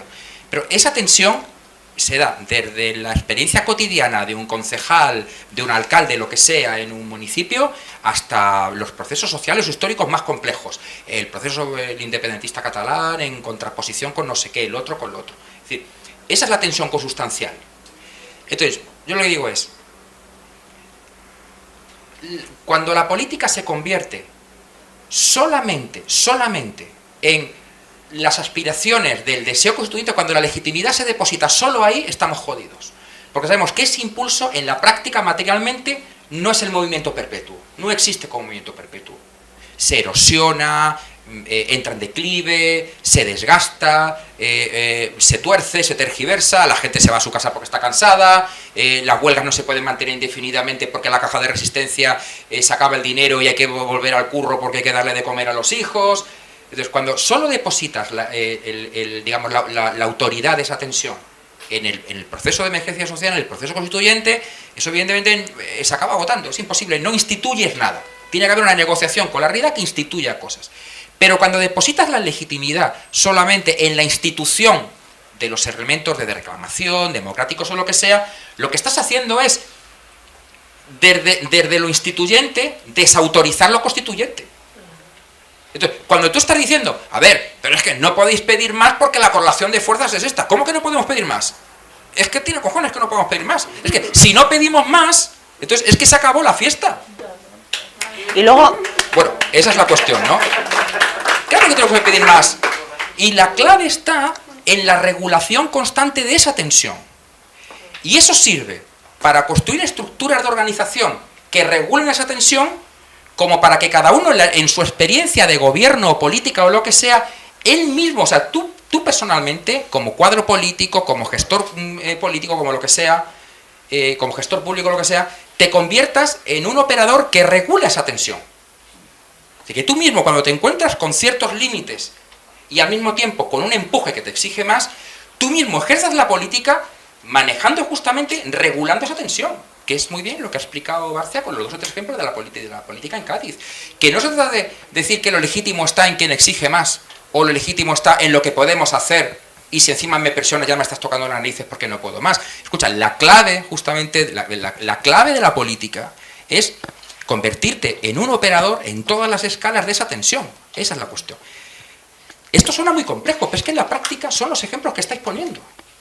O sea, eso tiene que ver con lo desastroso que es que uno mismo, aunque no haya organización que te lo exija, que uno mismo no habilite sus propios mecanismos de rendición de cuentas en el ejercicio de la política. No solamente porque es ético dar explicaciones y es sano dar explicaciones, sino porque estás renunciando a articular un tipo de relación con los que tienes por abajo que te permita además, por lo menos, mantener una expectativa de poder romper los diques que te limitan por ahí. Que son miles de ejemplos, que suena muy complejo, pero la práctica es desde eso a ¿qué tipo de organizaciones tenemos que construir? Pues unas organizaciones que regulen justamente los deseos de cambio y las necesidades de cambio que hay en cada momento con los límites que tienes. Si eso se convierte solamente en vamos a intentar hacer una plataforma electoral que recombina más o menos lo sano que tenemos, que ha quedado de lo que éramos, bueno, eso está bien en términos prácticos, pero escucha, es que eso no tiene mucho recorrido en términos políticos, porque eso no es regulador de nada, eso es regulador del 8% de los votos, está perfecto, si no se puede hacer otra cosa, pero escucha, eso es regulador del 8% de los votos. Y eso supone también que tú cuando justificas o incluso cuando discutes hacia abajo, porque desde la política institucional hay que discutir con los movimientos, también con las organizaciones, no tienen siempre la razón, por así decir, pero cuando se discute, cuando te confrontas, cuando rindes cuentas, tú no puedes hacer pasar tus límites, incluso tus negligencias, por la coyuntura, por la correlación de fuerzas, porque igual es que estás haciendo una cagada, compañero. Que todo el respeto a las presiones que tienen quienes están en el frente, todo el respeto a quienes están en instituciones. Sabemos las presiones que hay, los límites, el descontrol de la vida cotidiana. Uno, efectivamente, como han dicho alguien antes, engorda, no duerme, es un puto desastre, porque nosotros nos pegamos unas vacaciones de la hostia, no ganamos un pastizal, tenemos una vida de mierda trabajando en instituciones, eso lo sabemos. Pero lo que te quiero decir con eso es que una vez que todo eso se reconoce, vamos a evaluar cómo esto está trabajando, cómo está operando. Y si ha habido una cagada, o unos límites, o una imposibilidad, como ha dicho muy bien Carmen, habilitemos los mecanismos para explicar, como ha dicho García, con cierta honestidad qué sucede. Porque yo estoy totalmente convencido de que eso que se dice, de que el electorado, la ciudadanía progresista, lo que sea, es tremendamente exigente y no se conforma con todo, es relativo. Es tremendamente exigente, pero yo creo que lo que no se perdona es la deshonestidad. Lo que yo creo que se le perdonó a Zapatero por parte de muchas personas que no venimos de la tradición socialdemócrata, pero entendíamos que era el gobierno posible en ese momento, lo que se le perdonó, lo que no se le perdonó no fueron sus limitaciones, sino la traición ética que supuso no explicar en 2011 qué coño estaba pasando. Que estamos recibiendo un chantaje del sistema financiero internacional que nos quebraba el país. Coño, sal y explícalo. No modifiques la Constitución y nos dejes una herencia de mierda, una hipoteca para los próximos 40 o 50 años. Eso es lo que yo creo que no se perdona. De todas formas, yo te apunto a dos cuestiones que para mí son imprescindibles y que son cuestiones un poco más asentadas y más radicales, que son las dos estructurales. Primero, cierto agotamiento del sistema de representación clásico, que no se ajusta a los criterios de legitimación actual del siglo XXI, y eso es un temazo. Y segundo, ¿dónde radican los elementos de poder? Los elementos de poder son una contraportada, precisamente, que se articula en el convencimiento absoluto de la incapacidad de hacer nada, de la resignación. Y eso se traduce finalmente en lo que hablábamos antes, la escasa participación política. En España la Constitución solamente habilita como mecanismo de participación democrática los partidos políticos y votar cada 4 años. No hay sistema democrático que se sostenga estructuralmente alejando a la ciudadanía de la toma de decisiones políticas. Eso es un problema. Y luego tienes un carajal que tiene que ver con la corrupción, con las élites económicas y con el poder absolutamente oculto a las trastiendas democráticas. Todo eso redunda en una cierta sensación, seguramente, de incapacidad por parte de la ciudadanía de prácticamente cambiar nada. Y eso es terrible, O sea, yo creo que una de las grandes resignaciones que tenemos encima no solamente es la aplicación, y es un tema muy mío, en la aplicación de políticas públicas que tiene que ver con los avances sociales, sino tiene que ver con que en la calle, desgraciadamente, no hay discusión sobre el tema de las garantías democráticas y los derechos políticos. Nos hemos resignado a votar cada 4 años, a votar cada 4 años y a tener un instrumento absolutamente corrompido en términos democráticos que son los partidos políticos. De verdad. O sea, y entonces, en esos elementos de ajuste estructural radica la resignación política. No solamente es que no consigamos tener un sistema de bienestar absoluto tipo finlandés, es que es que ni siquiera nos permitimos discutir en términos teóricos qué Estado democrático tenemos y qué Estado democrático queremos. Otro día estaba en un acto, estábamos hablando, es que no tenemos una división de poderes. O sea, está completamente trasnochada la división de poderes de Montesquieu. O sea, el Poder Judicial, por supuesto que está politizado, pero el Poder Legislativo en manos de un partido mayoritario, que además el del poder es el partido de gobierno. En el Congreso, ¿hacemos nosotros algo? ¿Hacemos algo que no pase por la aquiescencia de lo que ordena el partido mayoritario? ¿Hablamos de separación de poderes entre el Poder Legislativo y el Poder Ejecutivo? Si es que la resignación es una resignación ciudadana. El principal problema es que los representantes públicos, cuando ostentamos cualquier cargo en cualquier institución, somos los primeros que adoptamos, por mucho esfuerzo, por mucha resistencia que pongas, a veces una resignación de incapacidad para hacer nada y para cambiar determinado tipo de cosas. Nos hemos metido en una especie de burbuja pequeñita en la que nos movemos prácticamente así, sin separar mucho los brazos, porque no somos capaces de abrirlos. ¿Pero por qué no? ¿Por qué no los abrimos? ¿Por qué no le decimos al PSOE no, no, no, no, alguna vez? O sea, tiene que ver con un esfuerzo.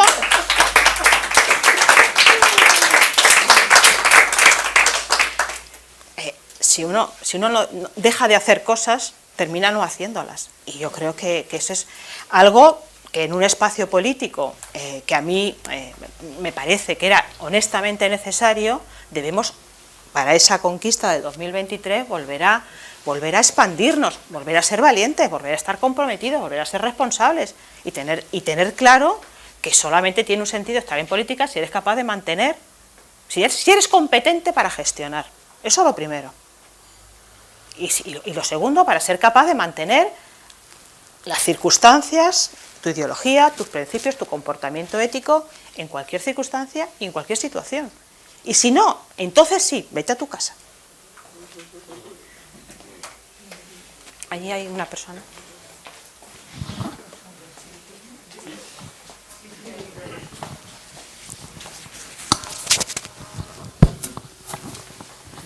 Buenas noches.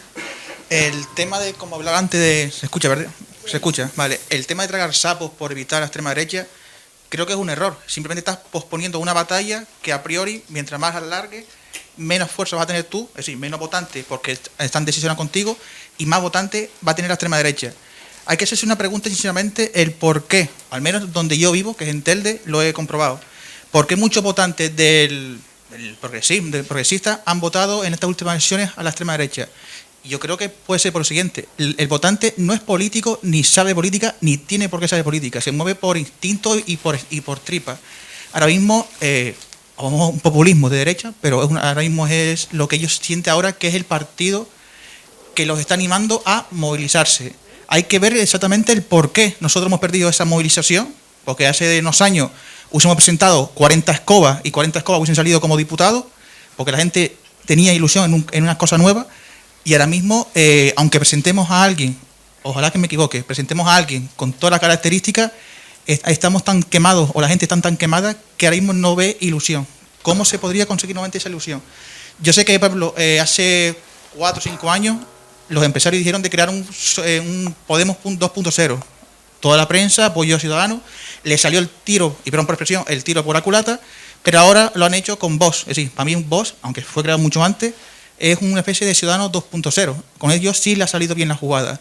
Están intentando siempre jugar con el tema de las raíces. Aquí en Canarias viene a jugar con la inmigración. En Andalucía juegan ahora con el tema de lo que decía el compañero, con lo de Cádiz, con lo de la Amantia. En Galicia está jugando ahora con el tema de los ganaderos. Van a jugar siempre con lo que duele. Mi pregunta es la siguiente: ¿qué alternativas hay ahora mismo para evitar eso? Que nosotros, en nuestro votante que estamos perdiendo, esté yendo a la extrema derecha y que ellos sigan subiendo. Si alguien quiere comentar esa pregunta, que yo he encantado de decir algo, pero yo quiero decir algo. Micrófono. Llevo yo, que es más rápido.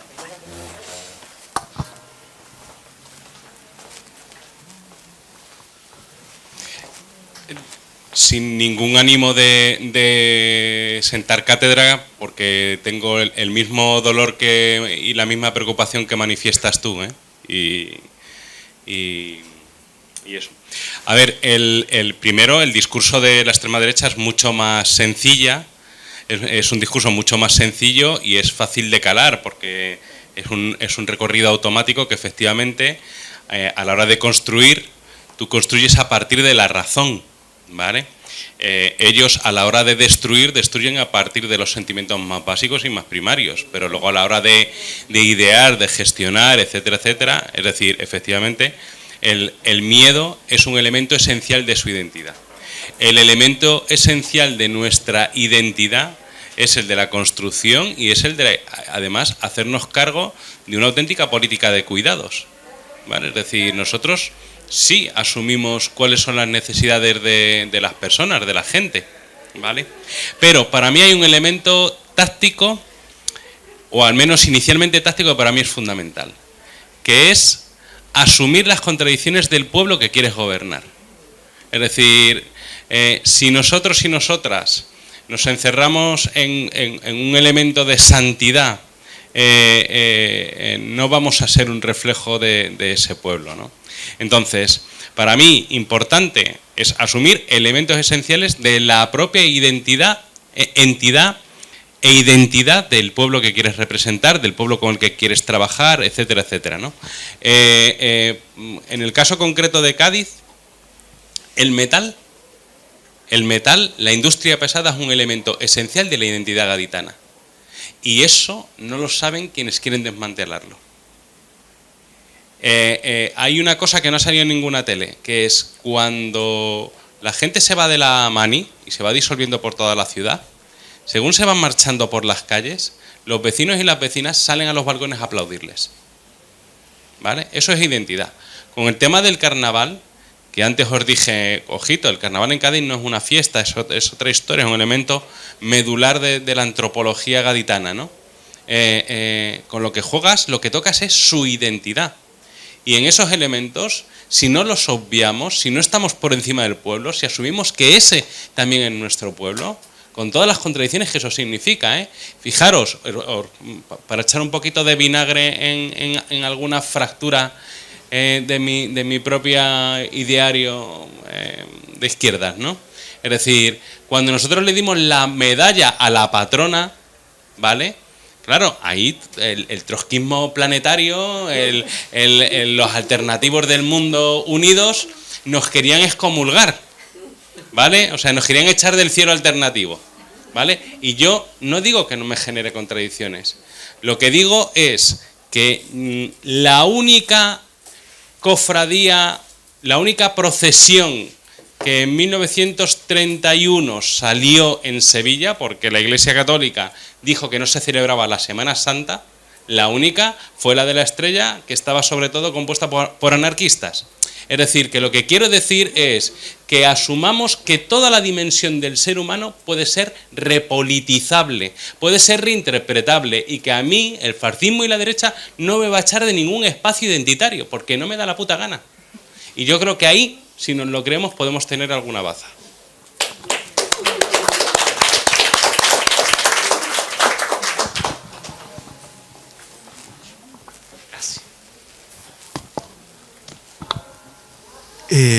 Bueno, me gustaría hacer una pequeña reflexión que desemboque en un par de preguntas.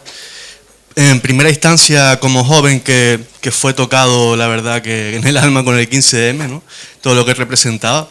Y en consonancia con eso, la consecuente, valga la redundancia, militancia en Podemos.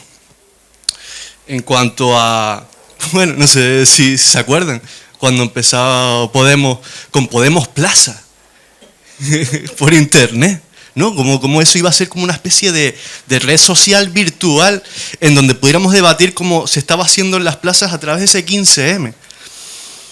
Puedo entender la coyuntura de estas cuestiones novedosas de un partido político que creara esa nueva experiencia, todas las cuestiones que se intrincaron a la vez de, por ejemplo, lo voy apuntando aquí de cada cosita que han dicho, intentar hacer lo que me ha evocado, así que perdónenme si lo leo, pero también me acuerdo todas esas guerras de las cloacas del Estado. ¿Cuántas veces no habrán hablado de Venezuela, el Villarejo por ahí, el visible, ¿no? ¿Cuántos Villarejos no habrá también en la sombra? Después los desacuerdos y desavenencias internas que también generaban una dificultad para agrandar el equipo, ¿no? Porque si hay esas paranoias dentro de la propia casa, ¿cómo va a haber una confianza para expandir las tomas de decisiones y que se vayan agrandando? Y entiendo que simplemente esos apuntes, pero todas las cuestiones que no vemos estando ahí, que solo vemos desde fuera, es complicado poder, no estoy justificando nada, pero wow, es complicado todas las cuestiones que hay que gestionar, personales, sociales, culturales, de cloacas del Estado, geopolítica, económica, pero eso es la coyuntura, eso es la coyuntura. A lo que voy es, después, ¿y la estructura? Oyendo, empezando ya que hay un ambiente antropológico, me encanta, en cuanto a la identidad, ¿no? La identidad existe, pero la cultura también es dinámica. Entonces las identidades también se construyen.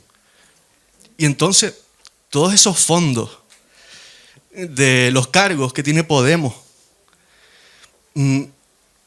no soy el que tiene una idea de lo que debería de hacerse, simplemente lo dejo ahí. Habrá un montón de ideas mucho mejores que las mías, pero con esos fondos, ¿por qué no se ha creado un estado anímico sano en vez de anémico? Pasando del sociocentrismo al empoderamiento popular, por ejemplo, haciendo un organismo central de asesoría, nuestra propia plataforma de red social virtual, nuestro Uber Globo cooperativo. Sé que hay experiencias en Valencia, en el País Vasco, que lo han hecho, pero ¿por qué no potenciarlo también a nivel estatal? Yo qué sé, haciendo una fundación desde el partido con esos fondos. Un campus de debate periódico. Aplaudo lo que hace Canarias Puede. Espero que esto se repita año a año, porque la verdad que son un montón de ideas frescas, un montón de ponentes distintos. Unos rituales periódicos recreativos, que tengamos nuestro propio espacio de música, que después entre poetas, que después se intercalen y a la tarde haya unos debates como se hacían en los bares decimonónicos, ¿no? Donde se debata de política, que lo tenga todo. O una organización que potencie los saberes materiales e inmateriales populares. Me encantaría, ¿no? Digo, ¿dónde está yendo ese dinero que está...? Porque al fin y al cabo, más subvención cogerá el partido. ¿Qué se está haciendo? ¿O qué se podría hacer? ¿Qué creen que puede llevarse a cabo para, en cierta manera, lo que comentabas, ¿no? Es difícil que estén a la vez un individuo con carisma, con baraca, y que a la vez haya un engranaje colectivo funcional, eficaz y eficiente. Pero también ¿dónde está esa creación de la identidad y mantenimiento, no? Gracias.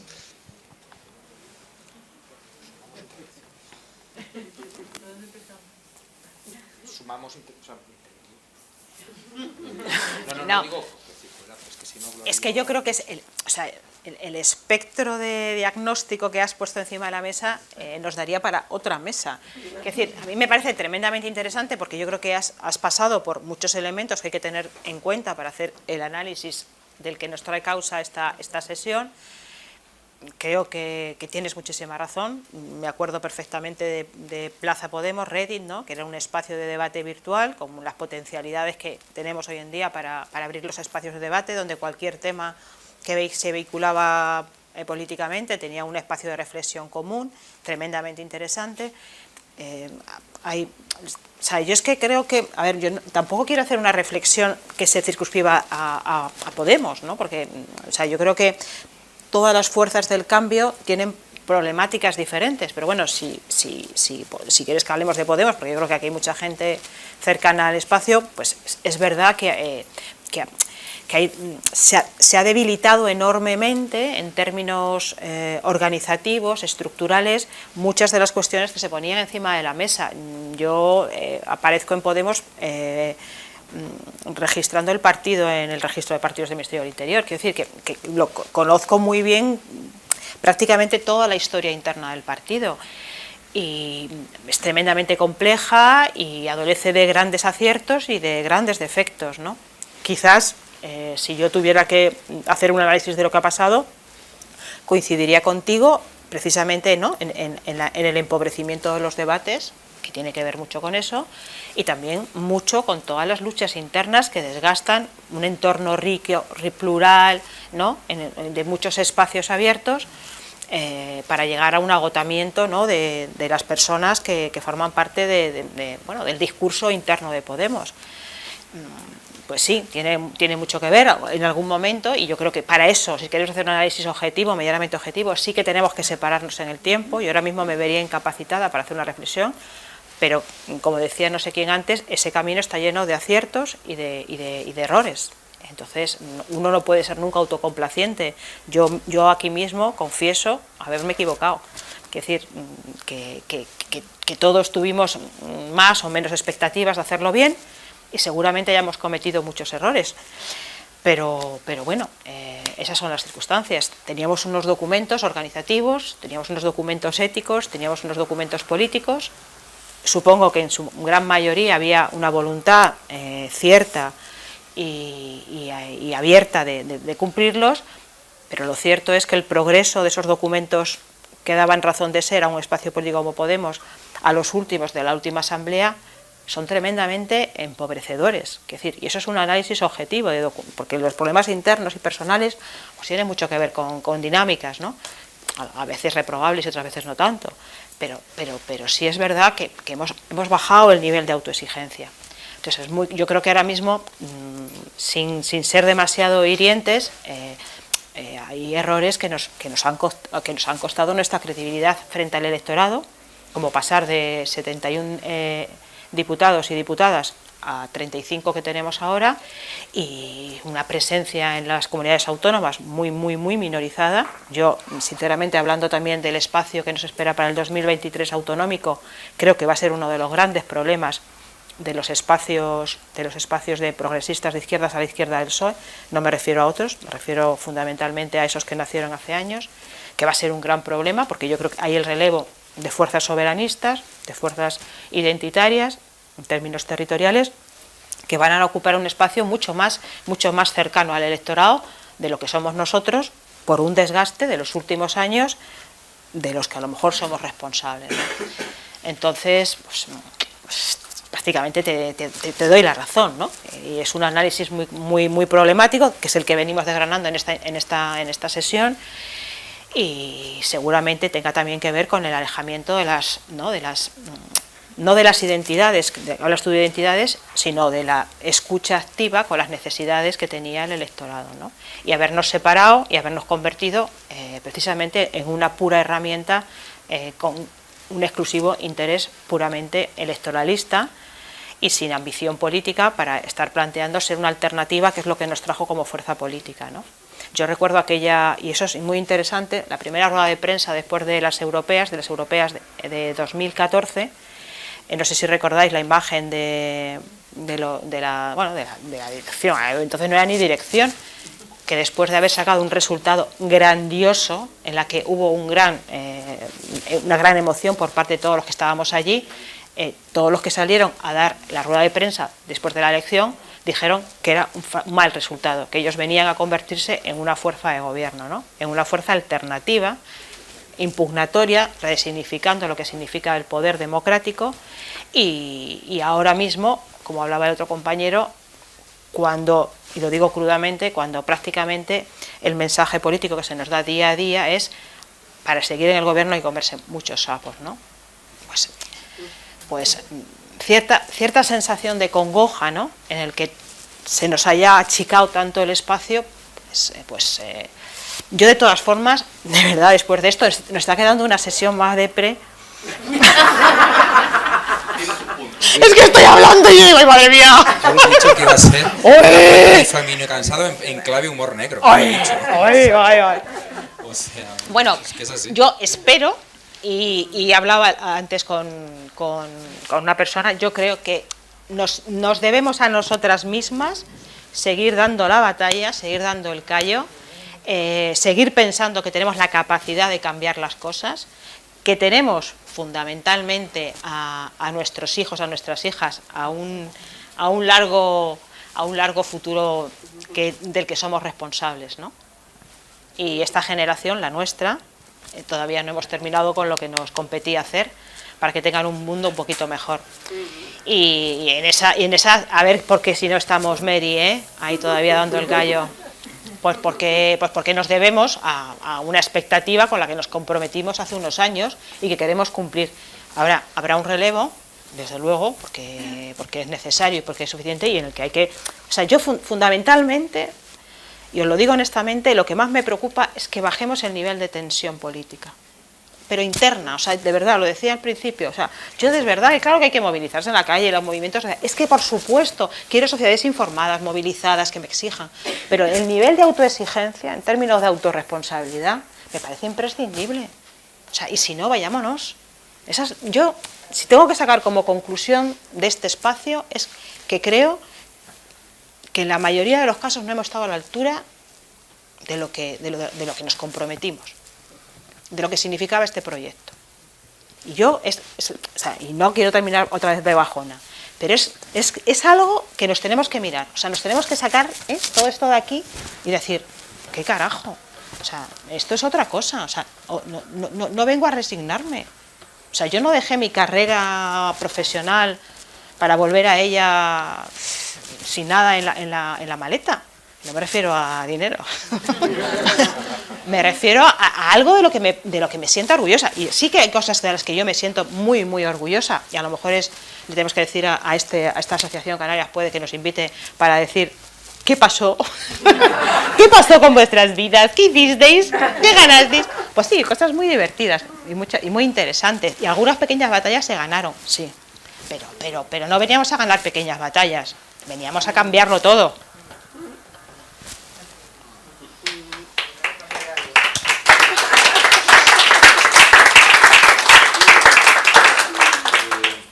No sé si tenéis 10 minutos, eso para preguntar. Si pongamos un límite, podemos estar aquí, como veis, saltando el espectáculo 2 días, pero nos ponemos un límite. Vale, solo una pregunta que no es para nada sencilla. Ya lo digo. Sabemos, las 3 preguntas que estaban al inicio, sabemos de dónde venimos, tenemos claro que estamos en tránsito, pero ¿dónde vamos? A cambiarlo todo. Pero hay una respuesta que sí quiero dar a eso que habéis planteado ahora, y estando completamente conforme con el fondo y el tono que imprime Gloria, pero una cuestión de tipo práctico. Que hay mucho debate. Está la cuestión de los últimos tiempos sobre cómo construir un bloque histórico que se articule de una manera crítica alrededor de un partido socialista que fuerza hacia posiciones progresistas, con una izquierda hola, ¿está encendido? Sí. Una izquierda a la izquierda del PSOE bien articulada, con un nuevo Frente Amplio, y a su vez haciendo alianza con las fuerzas soberanistas de los territorios históricos del Estado español, qué sé yo. Bueno, bien, está estupendo. Pero primero, eso estaba claro desde principios de 2016. Me parece alucinante que estemos discutiendo eso como si fuese una hipótesis, pero la verdad es que estuvo claro siempre. Pero bueno, hace 5 años que eso está claro. Pero bueno, ya está. No pasa nada. Eso está clarísimo. Pero el problema es que en 2016 eso tenía el sentido de que cada una de las componentes de ese bloque histórico tenía expectativas de crecimiento por los laterales. Ahora no. Es que ahora las elecciones las gana la abstención. Entonces, si tú vas a construir un bloque histórico, en el que los componentes de ese bloque histórico se pegan por el mismo trozo del pastel, entonces lo tenemos mal, porque eso es un juego de suma cero. Entonces, lo primero, cómo construir un bloque histórico que no sea un juego de suma cero. Y con respecto a lo que fue la nueva política, no Podemos, las confluencias tal, vamos a ver. Si, con esa hipótesis del bloque histórico, si no tenemos todo crecimiento por los laterales, si crece Esquerra, Bildu y no sé quién, Podemos no sé cuánto tal, desaparecen los territorios históricos, ¿no? O si crece no sé cuánto, no crecen las fuerzas soberanistas, independentistas, progresistas. Punto 1. En el conjunto del Estado, en eso que se llama la España vaciada, no tienes organización, ni tienes representatividad, ni tienes base, ni tienes nada, pues habrá que esperar que proliferen, como se decía con el guevarismo, ¿no? Que florezcan 100.000 Terueles existe, porque si no hay una cosa de ese tipo y que Dios les dé... Salud. Dios les dé Salud. les dé sensatez y virtud, ¿no? Porque, vamos, que se orienten bien, que florezcan 1.000 flores. Y después en Andalucía, pues ya me dirás tú la situación. Entonces, que si el bloque histórico lo vas a construir como un juego de suma cero en este momento entre sus componentes, en el que lo que tú tienes es un trocito así de la tarta electoral y vamos a estar pegándonos hostias en un juego de competición, cooperación, que realmente es cooperación solamente a la hora de votar ciertas cosas juntos en el Parlamento o una investidura de una presidencia de gobierno, y el resto del tiempo pues es pegarte por un tanto por ciento electoral, pues es que eso no tiene mucho margen. Y no es lo mismo que igual de 2016. Entonces, yo creo que hay un trabajo que hacer, cada uno de esos componentes y cooperativamente, y es intentar volver a crecer por los márgenes. Yo sé que es fácil de decir. Eso quiere decir, efectivamente, tener proyectos que generen una cierta ilusión, pero te lo voy a decir de otra manera. No vamos a crecer ninguno por los márgenes si el aliciente para apoyar ese tipo de bloque histórico complejo contra la extrema derecha que cambie el país, nuestro país que lleva arrastrando no sé cuántos atavismos históricos, no lo vas a conseguir si el aliciente es vamos a ver si paramos a la extrema derecha. Joder, es que eso no... ya miras tú. Si es que eso, ¿sabes qué ilusión genera eso? Salir corriendo a votar a la extrema derecha. Que es lo que ha pasado en algunos casos últimamente. Entonces yo creo que hay una cuestión de discurso, de tonalidad, es decir, y también de poder articular la ilusión, la expectativa, la esperanza, también con cierto rigor de análisis, con la construcción de un programa, y ser valiente a la hora de implementar ciertas políticas, porque al final es que tú vas a crecer por los márgenes y vas a generar una ilusión de apoyo, de crecimiento de ese bloque histórico, si regula los alquileres, si no sube mucho la factura de la luz y una serie de cosas. Porque si no, ¿qué coño bloque histórico vas a construir? Es que no vamos a ningún sitio. ¿Sabes qué te quiero decir? Yo creo que más o menos dentro de mi brutalidad en esta intervención más o menos se entiende. Entonces la diferencia entre esa hipótesis en 2016 y ahora es que son habas contadas. Es que las elecciones las gana la abstención. ¿No? Eso por una parte. Y en 2016 había unas expectativas de crecimiento por los márgenes que eran razonables, que todo el mundo tenía su expectativa de competición con fuerzas que potencialmente podían ser aliadas, había una competición electoral, etcétera, pero también había capacidad de crecer por otros lados. Y ahora es que estás peleándote en la misma baldosa, en cada pedazo del territorio. Y en los territorios como Cataluña, Euskadi, qué sé yo, donde lo que hay es una intensificación de la política tremenda en los últimos años. Chicos, si en esos lugares, insisto, las elecciones las sigue ganando la abstención, es que no salen las cuentas para el bloque histórico. No salen las cuentas. Entonces, tener proyectos que sean un poquito más entusiasmantes que solo para la derecha, cuando se consigue articular en términos de política institucional ese bloque histórico que sirva para algo más, que para una mesa de diálogo que directamente de entretenimiento, ¿no? Y que sirva para algo más, que para decir, es que esta ley de vivienda ha cambiado el paradigma. Bueno, pero además del paradigma, ¿me va usted a regular alquiler? Porque además del paradigma, ¿regula el alquiler? O sea, que todo bien con el cambio del paradigma histórico, pero el alquiler, ¿quiere usted por favor limitármelo? Porque claro, o haces eso, o no tienes posibilidad de crecimiento por ningún lado. Es lo que hay. A ver, solo una pequeña reflexión sobre el paradigma, ¿eh? Creo que, hablando en serio, cuando tratamos de conectar el análisis de por qué todo fue tan terriblemente desazonador y, en cierto modo, pues nos invade la resignación y al mismo tiempo nos preguntamos qué es lo que vamos a hacer luego, creo que hay una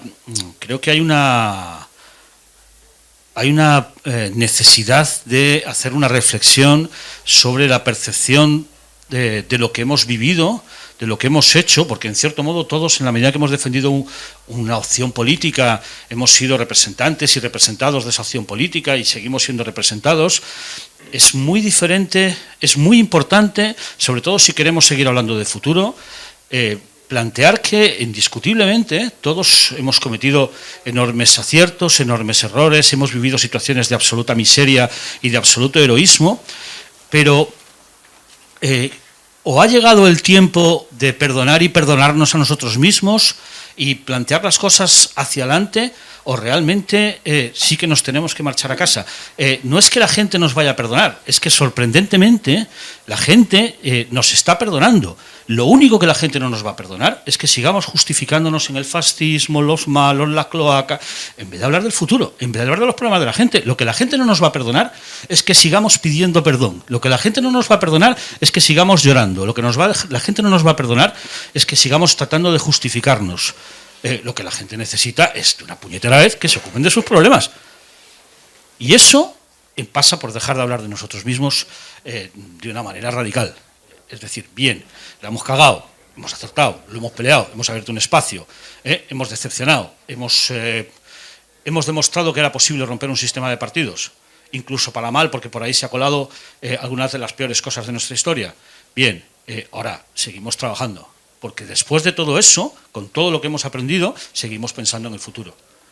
Y eso, desde luego, la gente sigue ahí, porque la gente, una de las cosas más relevantes que ha hecho este espacio político es dejar claro al sistema político que había un espacio de gente relevante para gobernar este país, imprescindible para gobernar este país, que en ningún caso iba a votarles a ellos. Que se iba a debatir entre votar otra cosa o la abstención. Y eso lo cambia todo.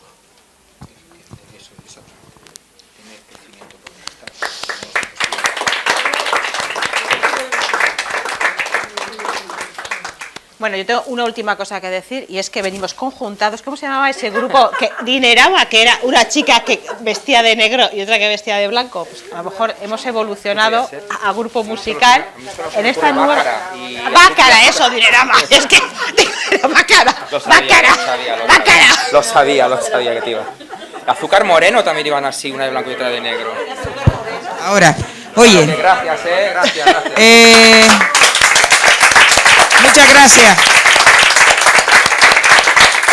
Mañana tenemos 3 mesas muy buenas, muy interesantes, ¿vale? Tenemos gobiernos más allá de la Moncloa, compañeros y compañeras que han estado en gobiernos tanto locales como autonómicos, y tenemos la mesa de migración, que bueno, tenemos a Elena Maleno, tenemos una mesa muy potente, un tema sangrante para nosotros y fundamentalmente para las personas migrantes, y tenemos una última mesa que bueno, que va a ser, espero que la referencialidad que estábamos haciendo ahora, ¿no? De romper ese centro, trabajar desde la periferia hacia el centro, que ya llega la hora, ¿no, Tomás? ¿No, María? O sea, va a ser una mesa con Barcia, con Tomás, con María, con Pablo, en fin, va a ser una mesa espléndida. Así que los esperamos a todos mañana aquí, a todos y a todas. Y nada, muchas gracias, y ya tenemos carita de cansada los que estamos aquí desde el alba. Vamos para mañana a seguir.